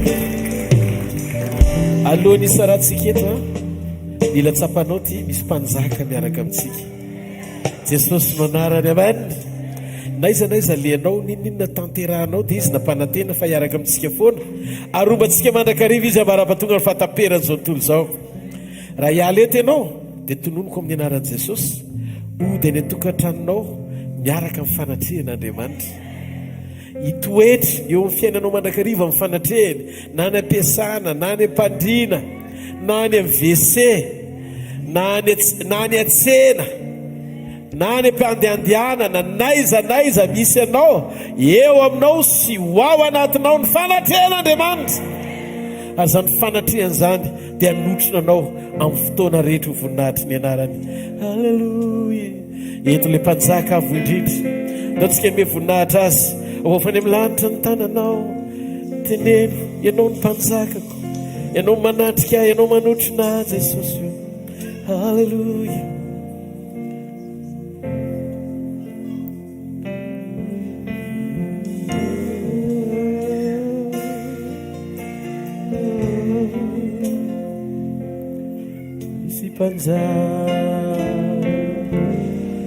Alleluia. Misy mpanjaka manatriketo sokafeny fo andray azy ny fiderany no anjakany ny fahasoavany no anenikasika izy manany ireo enta mavesatra ireo amboany rehetreo atongony misy anarana ambony andarana rehetra Jesosy Kristy mpanjakany mpanjaka asandako any milantsany tananao any mpanjaka okifary ampanao azy zanaka vaviny ziona rehetra ho azy mia ho anao reny mandrakizay Jesosy voninahitra mivikilay nandresoantsy nalevina mitsanana mike mifasana tsy natazon'azy fiderany eo azy mandrakiza nananjesy tompony fanarary misy anarana ambony anarana rehetra Jesosy Kristy mpanjakany mpanjaka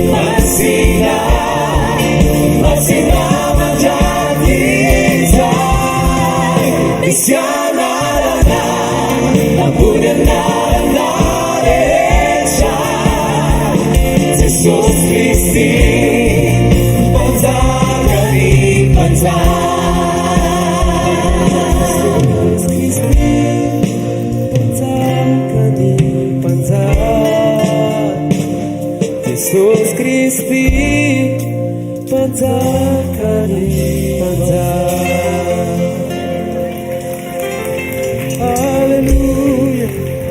afofany amin'ny lanitra mitanao dia misoran'Andriamanitra mifonao manontolo makasitraka anao Jesosy amin'ity farany tony ty arak'izany teny nambaranao zany dia mangataka androany Andriamanitra oka manomboka androany ho marina eo fiainanay fa izahay dia mifankahita mifanatreanao ary mifanatreanao manomboka androany dia afaky ny setrasetra aneo ny herinao sy ny fahatsaranao ianao amin'ny alalany fisianay. aoka manomboka androany Andriamanitra ho fiainanay ny fiainam-pifoazana marina ary ho fiangonana tsy misy fiketronana napentiny izay ny eo manao amin'ny fotoam-pampakarana. doka ny rehetra ao anatin'izao fankalazana ny krismasy izao Andriamanitra tena tsiaro ny asarobidiny izany atao hoe fahateraham-baovao aminao izany. Mankasitraka anao izay tompony amin'ny fotoanandroany fa niombona latabatra taminao ny rayaina taminao fa izany teny izany dia hoentinay miaina isan'andro nanay fahatsapana ao anatin'ny fo fa ianao le momba anay, ianao le miaraka aminay, ianao le eo amin'ny fiainanay, ianao le mitantana anay, ianao le mampahery anay, ianao le mampijoro anay, ianao le mampandresy anay mandrakizay. Sorazy amin'ny fonao manontolo, sorazy fa mbola miteny Andriamanitra fa iza moa izay mbola anaranao, mbola tsanganao, mbola izaranao ny eo am-ponao, itenenanao ny programanao zao faraparany tony zao tovy tsapanay ny fahafenonao miasa ao anatinay fa ianao rehefa manova sy nanangana anay dia nampijoro anay ho isan'ny zanakao sy mpanomponao mandrakizay. Makasitraka Jesosy aoka ny marary rehetra andray kasika avy amin'ny fanatrenao. Ianao mihitsy nao nasitra anazy Jesosy, ianao mihitsy nao many olana, ianao koa niditra tsetra anamaivana izay mavesatra rehetra ho am-pony. Meo fifaliana, meo fitsarana ny zanakao, meo fiadanana Jesosy anapahatsapana fa manoatra noho ny mpandresy izay miaraka aminao izay ny toy izao dia noho ianao ary noho ny fisianao dia afaka manateny izay fiainana tsara lavitra ao aminao miaraka aminao mandrakizay manatrianay toery eo aminay fanao ny fanjakana sy ny hery ary ny voninahitra mandrakizay. Amen. Hitanareo ny Jehovah ka iaro nareo, mamirapiratra mitavany aminareo Jehovah ka midra fo aminareo, mananatra mitavany aminareo ny Jehovah ka menareo fiadanana amin'ny anarandray sy ny zanaka ary ny fanahy masina. Amen. Zareo ny fahasoavana fa ny fahasoavan'Andriamanitra ny mato izao fa ny fahasoavan'Andriamanitra ny mato izao anareo. Amen.